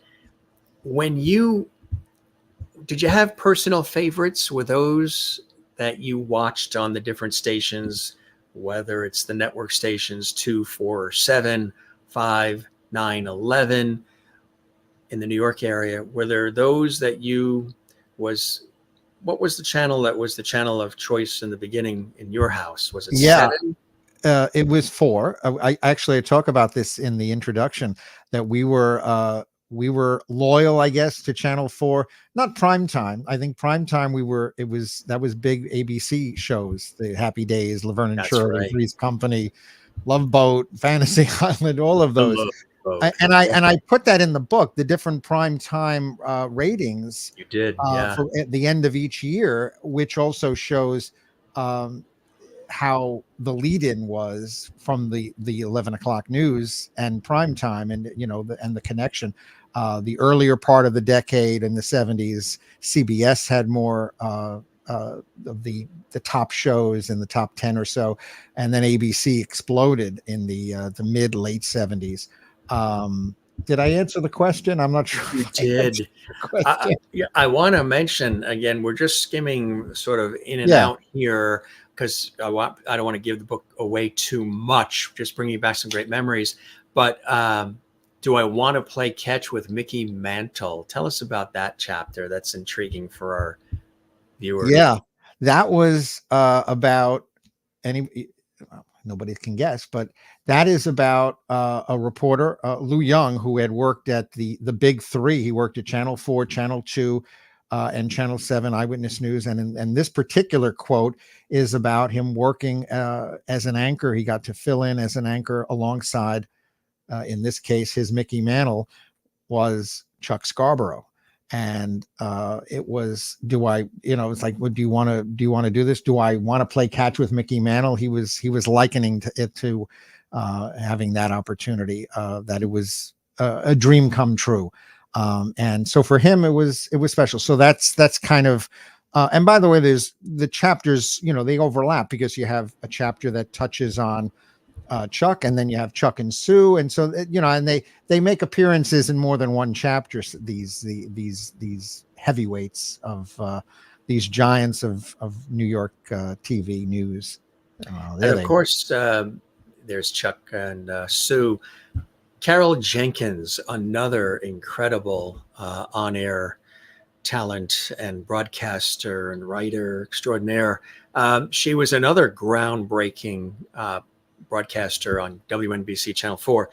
Carol Jenkins, I've always admired as well because she had a steadiness to her delivery and her presence. It seemed like no matter what was going on, and of course then she was paired with also Ralph Penza on WNBC 4. But Ralph's gone, but Carol is still with us. She and he, I believe, worked in Philadelphia as well, Ralph Penza. But she had a steadiness to her delivery that no matter what chaos was happening, the delivery would sort of soothe, the savage beast. It just really was steady, rock solid, professional, with a warmth. But there was always this credibility and professionalism that she exuded on camera, which I think really resonated with people. I agree completely. Her experience shined through. I think sadly, I just wish we could have seen more of her. She was always on, I remember her at least on the weekends. I think she had done more filling in during the week for people, but it was, I think the people of a certain age remember her more on Channel 4 on the weekends, as you said, with Ralph Penza, where she did several years. I don't know the number, but it was a long time they were together. And she was really good. I mean, she was not a weekend anchor, by when you think of weekend anchors, it's usually either somebody new that they're grooming, or somebody on their way, not on their way out, but that they don't have another slot. And unfortunately, I guess they didn't have another slot for her. And it would have been nice if she had other spots. She did. I mean, she did work, alongside Chuck. There were spots, and but it was not her main role. And we would have loved to see more of Carol Jenkins. That's for sure. Yeah, she was really extraordinary. And I agree. There was something where you didn't get a chance to see enough of her. Sometimes she was filling in, or there was weekend, or, they had her reporting a lot. But she really was somebody very, very solid. Who are some of your personal favorites over the years? You mentioned Channel 4. Who are some of the on-air people, whether you met them or not, that were your personal faves? I mean, Chuck and Sue, obviously, just everything else is just there. And then everybody else in terms, with their anchor teams, certainly are them. People that I have met that I'm fans of. Bill Ritter, of today's era. Maurice Dubois, I think he's great. I think that, both of them, they have slightly different styles, but I think they both get the the job done. I think there's with Maurice, there's just a little bit more smoothness to his delivery. That He's with I Channel 2 in New York, but also was with NBC, right. Channel 4. Now, I believe he is one of the people that's going to rotate with, what is his name? He's on CBS. John Dickerson? John Dickerson. When Nora O'Donnell, wraps up as the CBS Evening News anchor, they're going to bring in Maurice Dubois and John Dickerson, and I believe they're sort of sharing responsibilities or rotating or something in the fall. I had heard something that effect. Yeah, they're gonna. They're gonna do that, and he will continue to do Channel 2, the local news, the anchoring. Yeah, in New York. I'm not sure exactly. Maybe he won't do the 6, and he'll just go on. And after he does the news at 6:30, he'll do the 11. It's interesting because if some breaking news happens, that would be the person who is the face of the network. Would they still be the face of the network to do something that's like in prime time? And then have to, I guess they would be. I don't know. It's a little, it's an interesting way that be determined, right? Yeah. Well, there was a time when Chuck Scarborough also did work for the network as well. There was a show that he hosted. I forget the name of it. It was with Mary Alice Williams. And I believe Maria Shriver. They had packaged the three of them together for a sort of like a news magazine show on NBC. And I believe it was in the 80s. He was still with WNBC, Channel 4, News 4 New York. But he was used, and I believe he did some fill-in anchoring on NBC Nightly News. On the weekends, I know he did. He may have even had one night where he had it steadily in the late 70s. Thought that they were grooming him to be network as well. And then he did weeknights when they used to do the headlines, either NBC News Digest or NBC News Update, these little 45-second updates. He would do those in prime time in the early to mid 80s. There's a quote I found, an interview, some little college documentary in 1975, 6, something like that, 7. And he's talking about that he wants to be, of course, who wouldn't, wants to be a network anchorman. And this is when it was still John Chancellor and David Brinkley at NBC, and he hopes to stay at NBC to take over when they leave. And it didn't happen. And as I talk about in the book, you also, like, they're all right there geographically. I mean, you can go to the next floor, or the next room is in theory is network, from NBC to WNBC. So geographically it would work. And obviously talent wise, it's almost like 1 and 1A. I mean, if you can work New York, it's the top market. The top market usually can equate to being a network anchor. I mean, it's not, you're extremely polished is basically what I'm saying. Yes. And it hasn't worked. Everyone has said, not everyone, but I mean, there are quotes in the book about why Jensen, we talked about Jensen before about, for Cronkite, about why he didn't get a network, a plum assignment with the network. And there's a quote from him that, he says early on, I don't think about it much. If it happens, great. If it doesn't, I'll keep doing what I'm doing until in effect something else comes along. Right. But you have to be a little bitter, I'm sure. You're there for this job, but at some point you must think, I could do better with more visibility. I'll just touch on it. The one network moment that he did have very early in his career, he got to be the opening voice, the person to introduce the 1966 Masters, the golf tournament. And there was a whole controversy behind the scenes about it, between the Masters and mostly CBS and the honchos at CBS. Yeah. About him doing it and what he said and how he introduced and what title he used. But it didn't ultimately lead to anything network-wise for him. I might be biased, but I don't think you could ever go wrong when you introduce the Masters. Then again, might be biased. Bill Beutel on Channel 7 Eyewitness News did work for the ABC network. Wasn't he one of the originals to, was it AM America? It was in the 70s, and it's before Good Morning America.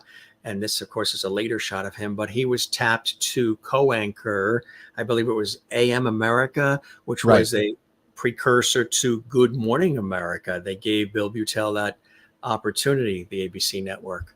And he did leave. He did leave Channel 7. He, in effect, took a hiatus, if you will. And then when that didn't last, he went back.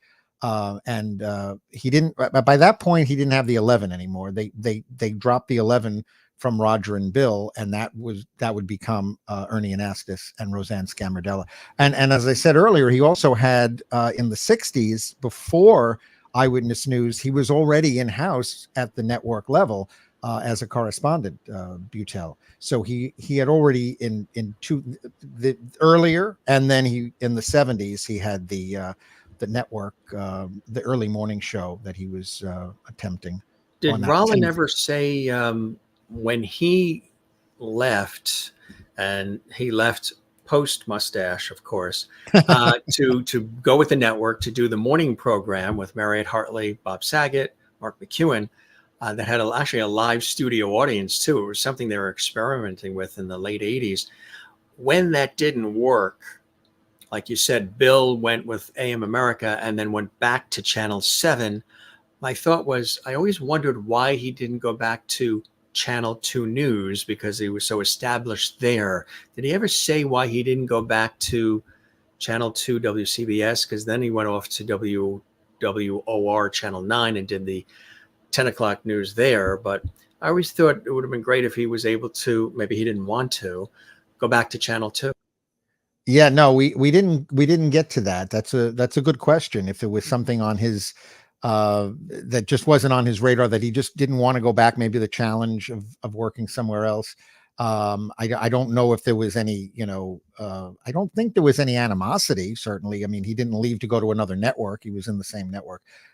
Yeah, no, we didn't discuss that. Good question, though. Somebody else you discuss a lot of the network people as well. One of them is Jim Hartz, who of course was on Channel 4 and then the Today Show as well. That's somebody else, as another veteran of the industry you touch upon in the book. Yeah, it was, this is somebody, again, who I've seen clips of, and I don't really remember him much from Channel 4, a little from the Today Show, not really, but again, I've seen these clips of him, but I'm well aware of him. But I didn't realize that he was at Channel 4 for a decade before he went to the Today Show.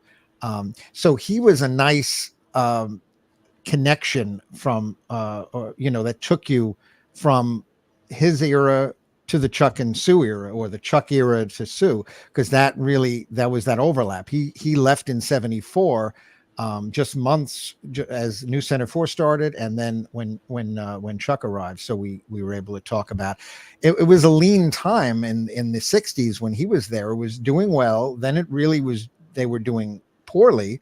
And then, of course, Eyewitness News started up. And then, as we said, with News Center 4 and bringing in Chuck, and then ultimately Sue Simmons. So they were trying to, get back their ratings and return to glory, which they did to an extent. I think Eyewitness News still was the one to beat. But I think, especially at the 5 o'clock when they expanded, there was they were going against the 4:30 movie, basically. I mean, and reruns of reruns of Mary Tyler Moore or something along those lines. Exactly. Yeah. But so there was a void to fill, right? I'm sorry. Yeah. to maybe reruns of the Monkees on Channel Yeah, 11 or yeah. something, or on Channel 5.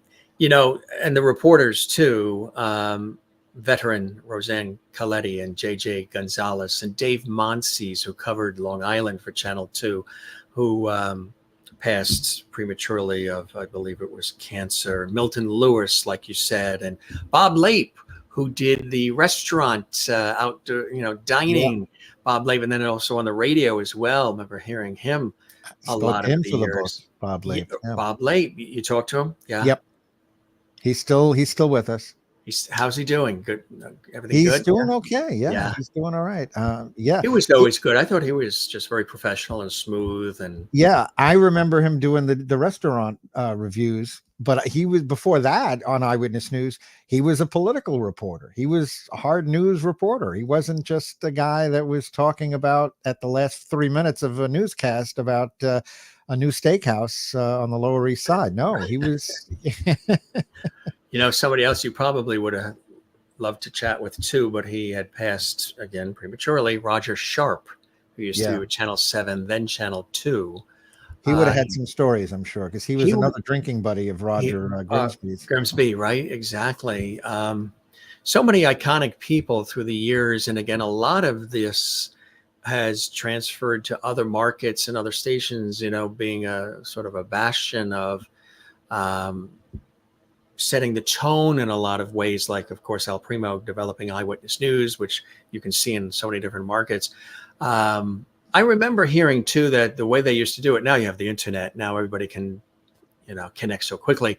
But years ago, news directors in some of the larger markets, New York, Chicago, Boston, LA, some of them would get in the car and they would go to smaller markets and rent a hotel room, and they would watch the local news as they're renting the motel. So the news director of a big station in New York, Boston, wherever, get in the car, go to North Carolina or wherever they are, watch the local talent, and then if there was somebody they liked, they would solicit them and give them an opportunity to move on up to the bigger markets. Had you heard that as well? I've heard that, yeah, where they would go there and they would take a look and see, and they were doing, it was like guerrilla scouting, if you will, where they were really going in there and seeing and finding, hey, we may have somebody right here we can grab and offer them, give them an offer. Yeah, I've heard that. What are some things you learned along the way as you were penning this book, which you said took a long time to compile? It's a terrific book, not just of New York, an inside scoop of New York's best loved anchors and on-air people and those around them, and all the things that it took to get to that level and maintain that level on all these iconic television stations. What are some things that surprised you, that you enjoyed, and maybe some things that you were like, wow, I didn't realize that's what it was really like?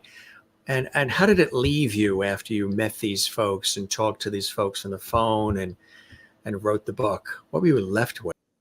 Well, I was left in awe. I was delighted to get to talk to these people, whether some, they weren't all legends that I'm talking to, because some of them were writers and editors and cameramen, and they all had a story to tell, whether it was, learning about how Chuck always, another Chuck and Sue thing. Chuck always had to do the first story, no matter what. And Sue didn't care. She was saying, okay, I'll do the second story, but they had to make the point to say that. And I heard that about, and that's a man and woman, but it's not really about a man and a woman. It's about Chuck and somebody else. And the same thing about Jim Jensen. I heard that Steve Bosch, who worked for a brief time anchoring with Jim Jensen, was told same thing. He came in, he has to acquiesce to Jim Jensen on the first story. And he was like, okay, I'm happy to do this assignment, to be an anchor, to work with him. And that was it. So you got to, get these, nuts and bolts memories and anecdotes of, how it was at that time. And I was, I found it very entertaining, and it was intriguing to me to learn from the people who were right there. People who were there, absolutely. There's Carol Jenkins with Ralph Penza. We were talking about Carol earlier on WNBC Channel 4. Of all the news sets that WNBC had, this was my favorite. I just really liked the two anchor desks, the rear desk that they used behind them there next to the monitors that was used for the weekend and Live at 5. And of course, they would change the lighting and the colors. And then they had this front desk where Ralph and Carol are there that was used really for the 6 and 11 broadcast. And I just thought that was one of the nicest sets. It always looked huge. It always had a depth to it, the color scheme. And I liked the use of the two different anchor desks based on the time of day that they were anchoring. Did you have a favorite set? I mean, I like that. News Center 4. I liked that it was sort of so, a round sort of right? Yeah, it was a space age sort of idea where they had these huge screens, not like today's types of screens. They were more squared off, like you would see on a Star Trek Enterprise sort of thing. And I talk about, I don't want to give away everything in the book, but I talk about in the book how it was done by a Broadway set designer, the News Center 4, but it was done, and movies also, it was done so big that they forgot that they had to leave a space for the cameras. There was no extra space, so they actually had to take longer to cut open the sides so that there was room to maneuver the cameras. So they hadn't planned for that. That's right. Yes, I remember that, and it was interesting. Yeah, they'd have the monitor next to them, and it was just a big sort of round. It almost looked like it was a newsroom in a way too, because there was a lot of activity, but there was different elements to that set. And you're right that it did look very sort of modern and Star Trek-esque. So Chuck would be Captain Kirk, I guess, huh? And Channel 2 tried to copy that. They did like something where each of the anchors would sit in this, what seemed to be like a pod, like they would be beamed up almost, where they each had a round thing. There were no beaming up, but it was this round desk, and it had that space age look that they were trying to emulate something that Channel 4 was doing in a smaller way as opposed to a larger set. The days of Marilyn Salinger and John Tesh. People remember John Tesh, of course. He was in one of those newsbreakers you showed. Yes, John Tesh was with Channel 2 in New York as a news anchor and reporter, and then, of course, hosted Entertainment Tonight. He is a multi-million selling musician and performer from Garden City, Long Island. Right. Here is the News 4 set you're talking about. Yeah, see, everything, the set, the lighting up above, it has a very wide look to it. It did, and the screens, the monitors, it was very unique for that era, and it lasted until 1980. It was, I guess, it was perfect for the 70s, and by the 80s they moved on. Channel 2, of course, had their set with, and there's John Tesh on the right there. And Gene Downey on the left, Michelle Marsh and Rolland Smith behind the logos.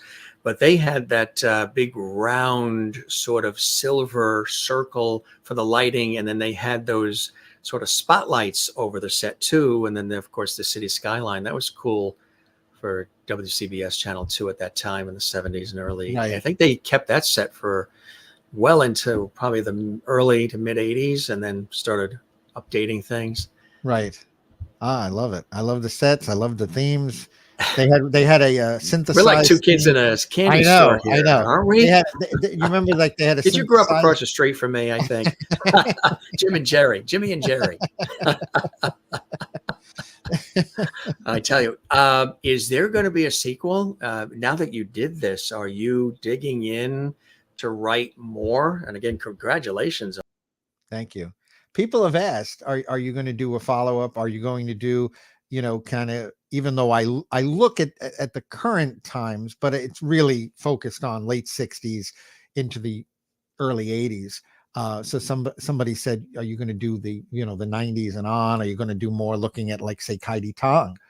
She's in here, she's mentioned, but not delving into her career. It's something that I'm thinking about. I'm still kind of going through everything with this book right now, and all of the marketing and book signings and interviews like yours. So I haven't decided what I'll be doing, but Stay hopefully tuned. Yeah, exactly. Film at 11 bulletins at once.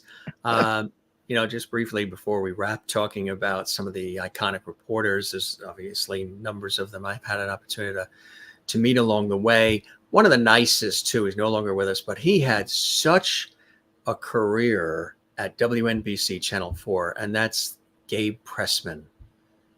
There we are together, Gabe and I, at the Inner Circle event that happens every year in New York City, where all of the reporters from the radio and TV stations and the anchors put on a performance and a play, and they're poking fun at the New York politicians. And this was at that event. And this was not long before Gabe had passed, maybe 2 years before. But what a nice guy, and talk about a veteran of the industry, Gabe Pressman on Channel 4 in New York for decades.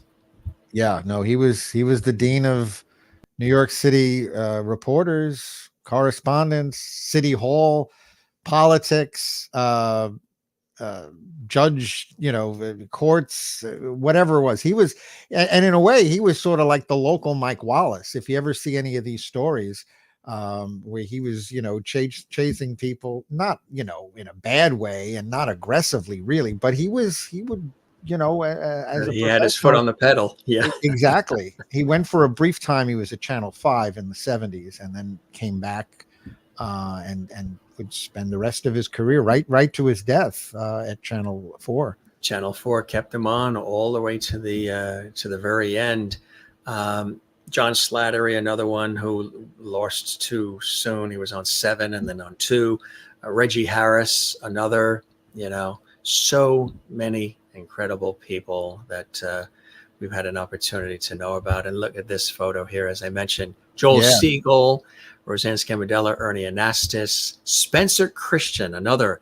I got a chance to meet him a couple of times. Very nice guy. He's still doing it. I believe he's still doing weather.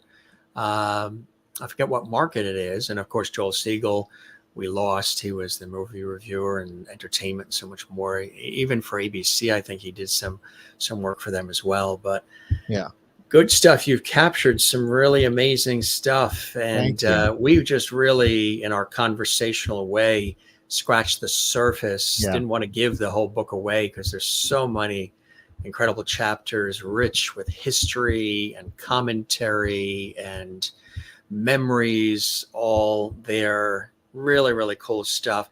Thank you. Our viewers have been commenting throughout and welcoming you to the Jim Masters Show. And Jerry, as I say, we keep the porch light on. As you can see, the style is conversational. It's not necessarily interview. It's sort of Dick Cavett, Merv Griffin, Regis, Mike Douglas.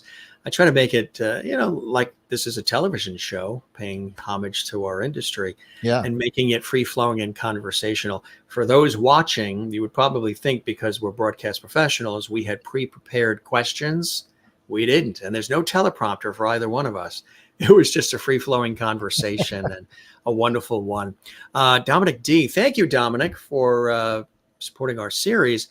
Hi, Jerry. I grew up in the New York area. I was wondering if you know what Sue Simmons and Storm Field are doing. And, of course, Michelle Marsh, unfortunately, Dominic passed away at age 63 just a few years ago of, I believe, breast cancer. And they announced it on Channel 2 and Channel 4. Did you get to interview Storm Field, Sue Simmons as well? Thank you, Dominic, for that comment. Sue, I interviewed.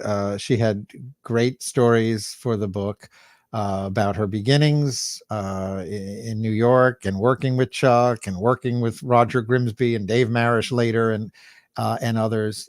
She's a treasure, and you know, that was a treat to get to talk to her for the book. Talk to her previously, meeting her at a red carpet event.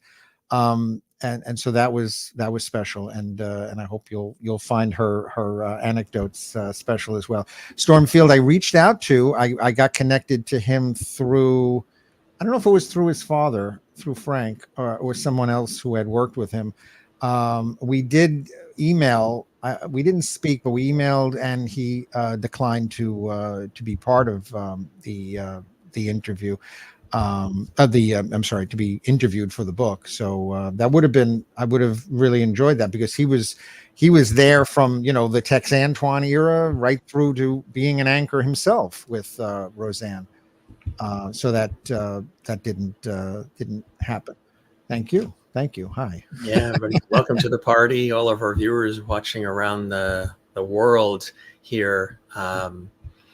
Yeah, and everybody's saying thanks for watching, and thanks for being with us. And what an amazing conversation. So many names I recognized from growing up. Good luck with the book. Sounds really good. Please come back soon. Thanks for being here on our show. Thank you. Appreciate everybody. Yes, thanks. Hope that Jerry and I are going to have a delicious supper. And we will, once we are both in the same zip code, because we're both here in the New York tri-state area on the east coast of the USA. Yeah, we'll get together. We should have a bite to eat at a good diner. Absolutely. A good New York diner, and we can talk more. Of course. I can almost hear our mothers saying, go to bed now. Right? You got to get up for school. You got to get up. You're talking so much about broadcasting. Well, we love it, and we're in it, and we, you know, thank you, Jane, and everybody watching around the world, and loads of fun. Our viewers, you know, from all over America, Canada, Europe, and all over.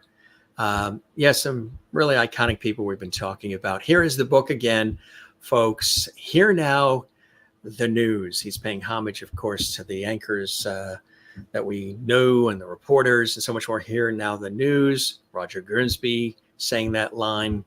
Me saying, thanking you for your time this time. Till next time, paying homage to Bill Jorgensen. So they've left a little bit of themselves with us, haven't they, my friend? Absolutely. Absolutely. They, go ahead. I'm sorry. No, go ahead. Yeah, throw it in.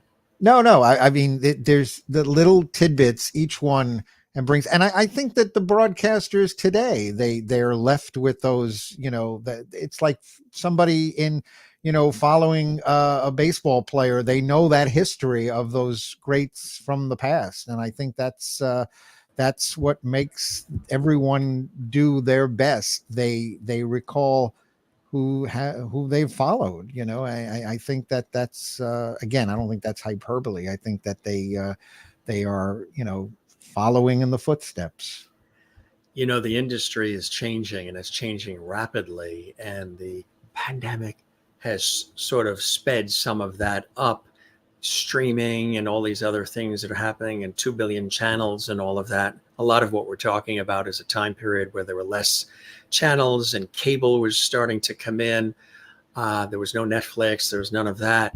How do you feel about some of that? Taking a look at what you've been talking about here, sharing with us. You talked the late 60s, the 70s, through the early part of the 80s, and how things are now. Everything is quick, condensed. I mean, I remember the phrase was always, you know, if it bleeds, it leads. But now it's even more so. Matter of fact, they don't even have time for the bleeding part, because everything has to be done in a 6-second TikTok video. Right. I mean, they have to get your attention, like, before your attention is gone. I mean, you have no time. It's like it has to say breaking news, and you have to see it. And it's like, because the attention span and what you're seeing, it has to be instantaneously, because people don't want, like, you know, it's interesting. People used to think, you know, coming up and next we'll have, you know, whatever the story. People won't wait. A lot of people will be Googling and finding out, or going on Twitter, X, or Instagram. I mean, they will get that news before you would find it on the news on TV. It's a different world. Now, granted, the people who are watching local news are probably not as interested, concerned, or connected, to their devices. So I think they're more, I don't want to say sedentary, but I think that the people who are doing that, perhaps I think we know it skews a bit older, people who are watching local news. And I think that is why you're seeing there's been a decline in local news. The ratings are not what they were. And because everyone is getting their news, if they're getting their news, they're getting their news in so many different other forms and fashions. I think that is, and not necessarily a good thing, because you're finding, I think Twitter and X has a purpose. I mean, you can find the stories, and the reporters are out there, and they're putting, they have their check marks, their blue check marks, most of them. So they have, they're validated. They're having information given to you, usually in between newscasts. They're out in the field, and so. But now you have to do like double reporting. I mean, the reporters have to be reporters, and they have to be social media editors. I think that there's a lot of that where it's like, what's the priority? Is it the social media views, or is it the rating for your story on TV at 11 o'clock? It's exactly. It's a different world. It really is. Well, as a on-air broadcaster, trained in it, doing it since I was a kid, and educated in it, and all the rest, and like you, revering it, and not just what we've been talking about today, but even the entertainment part of television, all the Dick Van Dyke Show. We could do a whole couple of hours on all of that, all those great shows, and all of the incredible specials. I really never thought that in all the years of doing, professional television and radio broadcasting, that I would ever say, don't forget to like, comment, and subscribe. But there it is, folks. Hey, it's a new world, man. Don't forget to give it a like, a thumbs up like. Don't forget to leave a comment and subscribe to our YouTube channel, Jim Masters TV. There you go, right? It's the updated version of Film at 11 Bulletins at Once. Exactly. My friend, you're the best. Truly enjoyed this time. There's a website to learn more about Jerry Barmash, broadcaster and journalist in New York, and also a revered author. And he's going to be penning more for us to read. Check out the book. Again, they can go to Amazon and everywhere to get it, Barnes & Noble, all the rest. Right. Definitely, all yes. Right. Here now the news. Website. Yeah. Portions of these broadcasts were recorded. Thanks so much for joining us, Jerry. I hope you enjoyed the time with me as much as I absolutely have with you, my friend. Thank you, Jim. This was a blast. It's like we knew each other for 20 years, right? Absolutely. Picking up where we left off. Where we left off in elementary school. Spread the word about our show. Would love that. If you know other folks you think would like to hop on, they're all welcome. And come see us again. We will keep not the porch light on, which I normally say, we'll keep the on-air light on for you, my friend. Thank you. You be well. All right. Thank you. Take care now. Thank you. All right. He's signing off. We appreciate him being with us. What an epic conversation with Jerry, and talking about whether you live in the New York City area, New York, New Jersey, Connecticut, tri-state area or not. It really was a wonderful conversation about broadcasting and television and all of the tentacles, radio, of course, as well.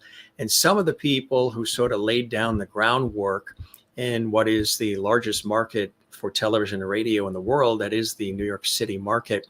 Again, a veteran New York broadcaster, journalist. He's worked with WABC, with 1010 Wins, WINS, and lots more, Bloomberg. I mean, we listed it out earlier in the introduction, but getting a chance to reminisce and talk about some of the legends in television. Some of them you've seen on other stations. Maybe you even saw some of the people we referred to while they were in New York, but maybe you've seen them on your stations when they were working there first, and then made it to the big time in New York, perhaps. Maybe some of them you've seen on the network level when they've done network sort of projects and productions. But again, we talked about so many legends, maybe people that you saw when you came to New York as well. Iconic people. This, of course, you know, me working in television, radio, stage, and film all these years. These faces are people that just really we knew and grew up with and admire even to this day. And they've made a difference in our lives, and especially being broadcasters.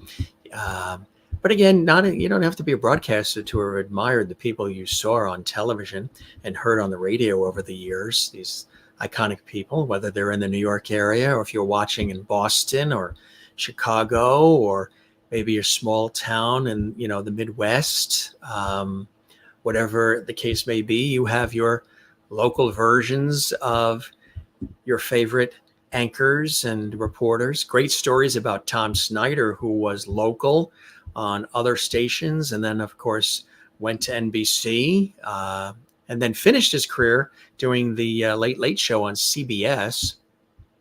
So many, again, great faces and iconic people. Ernie Anastas, many years on Channel 7 in New York, then Channel 2 in New York City, and then Fox 5, WNYW, Fox 5. Again, a lot of iconic people that we've had an opportunity to talk about and share stories on. So we hope you enjoyed all of this. And again, Jerry and I were speaking shop talk a little bit, but also hopefully bringing you in. Maybe you learned something.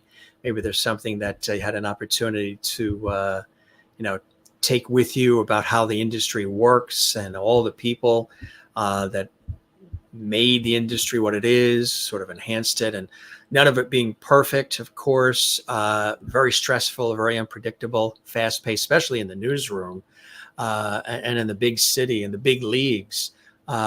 Just really, you got to really, I've been in enough newsrooms. I've done news reporting, I've done sports, I've done weather, I've done a lot of different things in television and radio.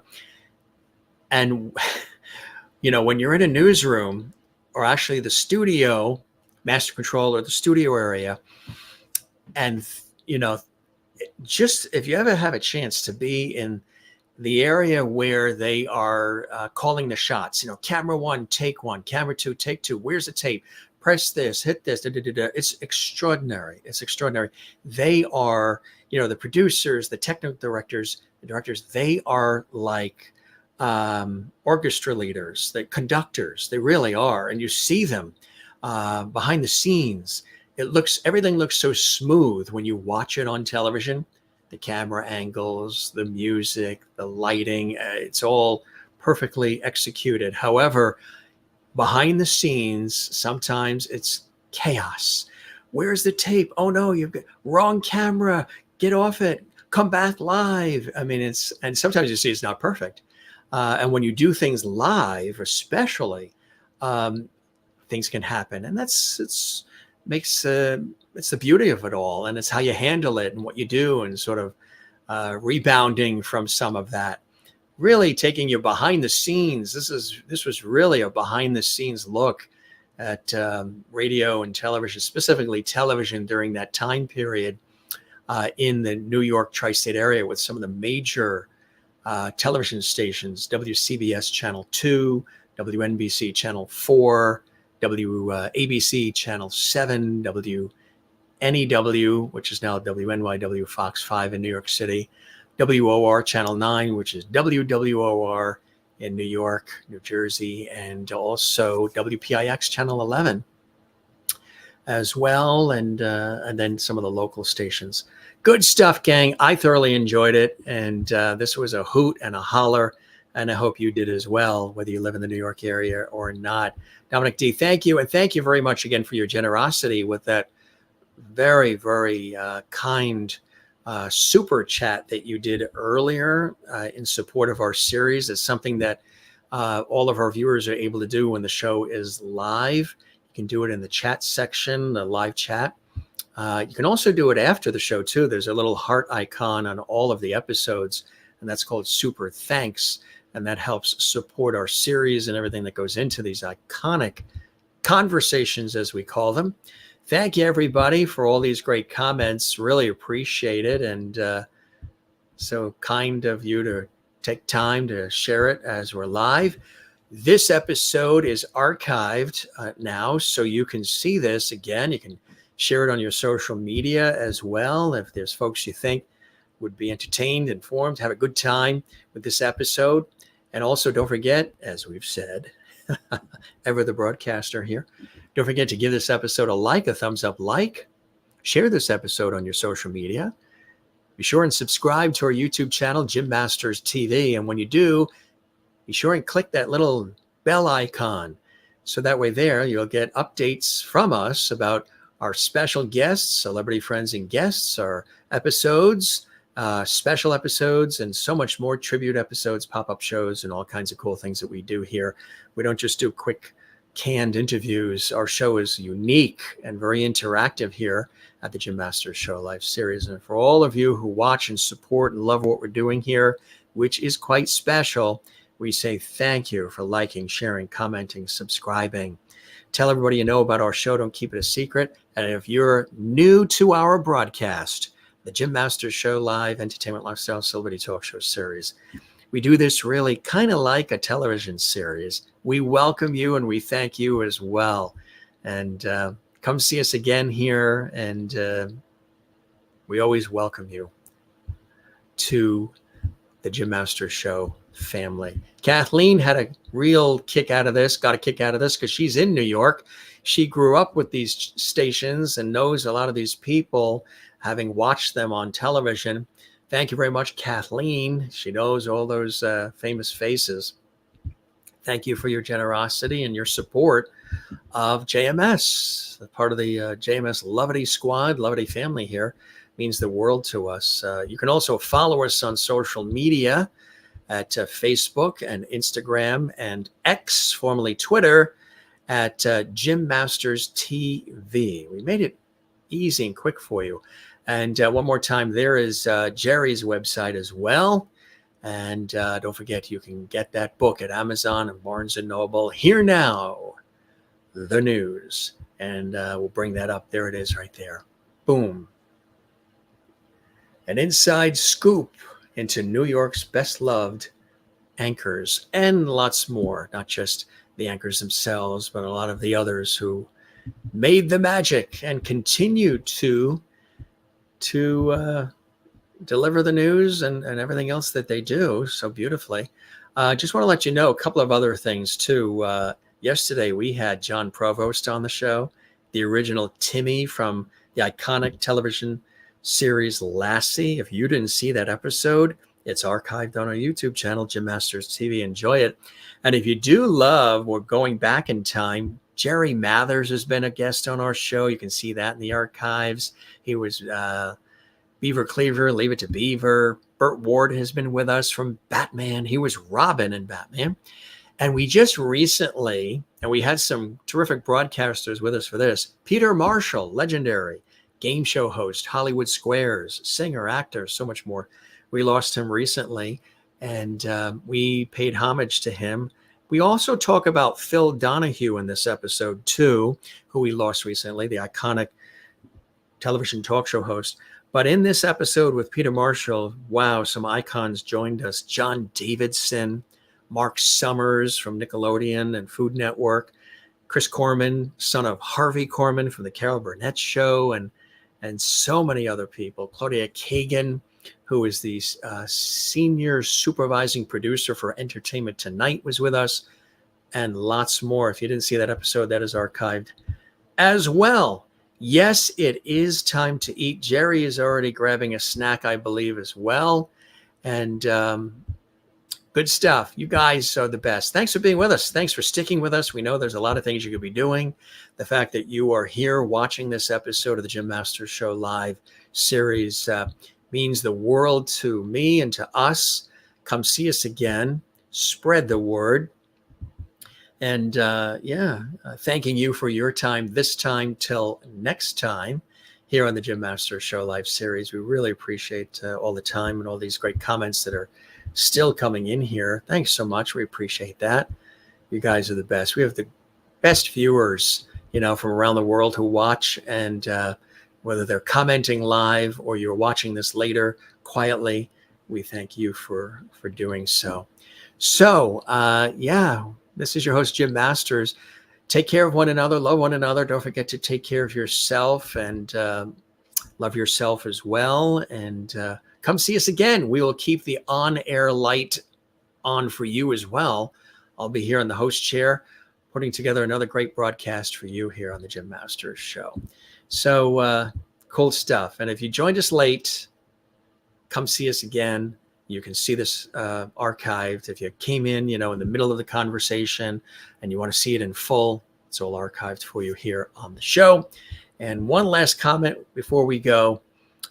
You guys are like our studio audience around the world in the chat room. Thank you very much, Maureen. I appreciate those kind words. Pleasure is all mine. All right, so we're going to do a little countdown before we go to our theme. The Jim Masters Singers and Orchestra are going to take us out as they roll the credits.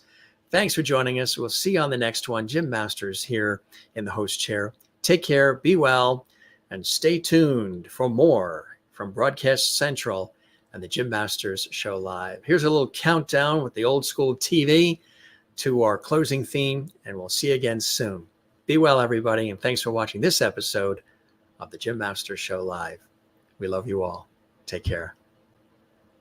10, 9, 8, 7, 6, 5, 4, 3, 2, 1. Here's the theme. Take care.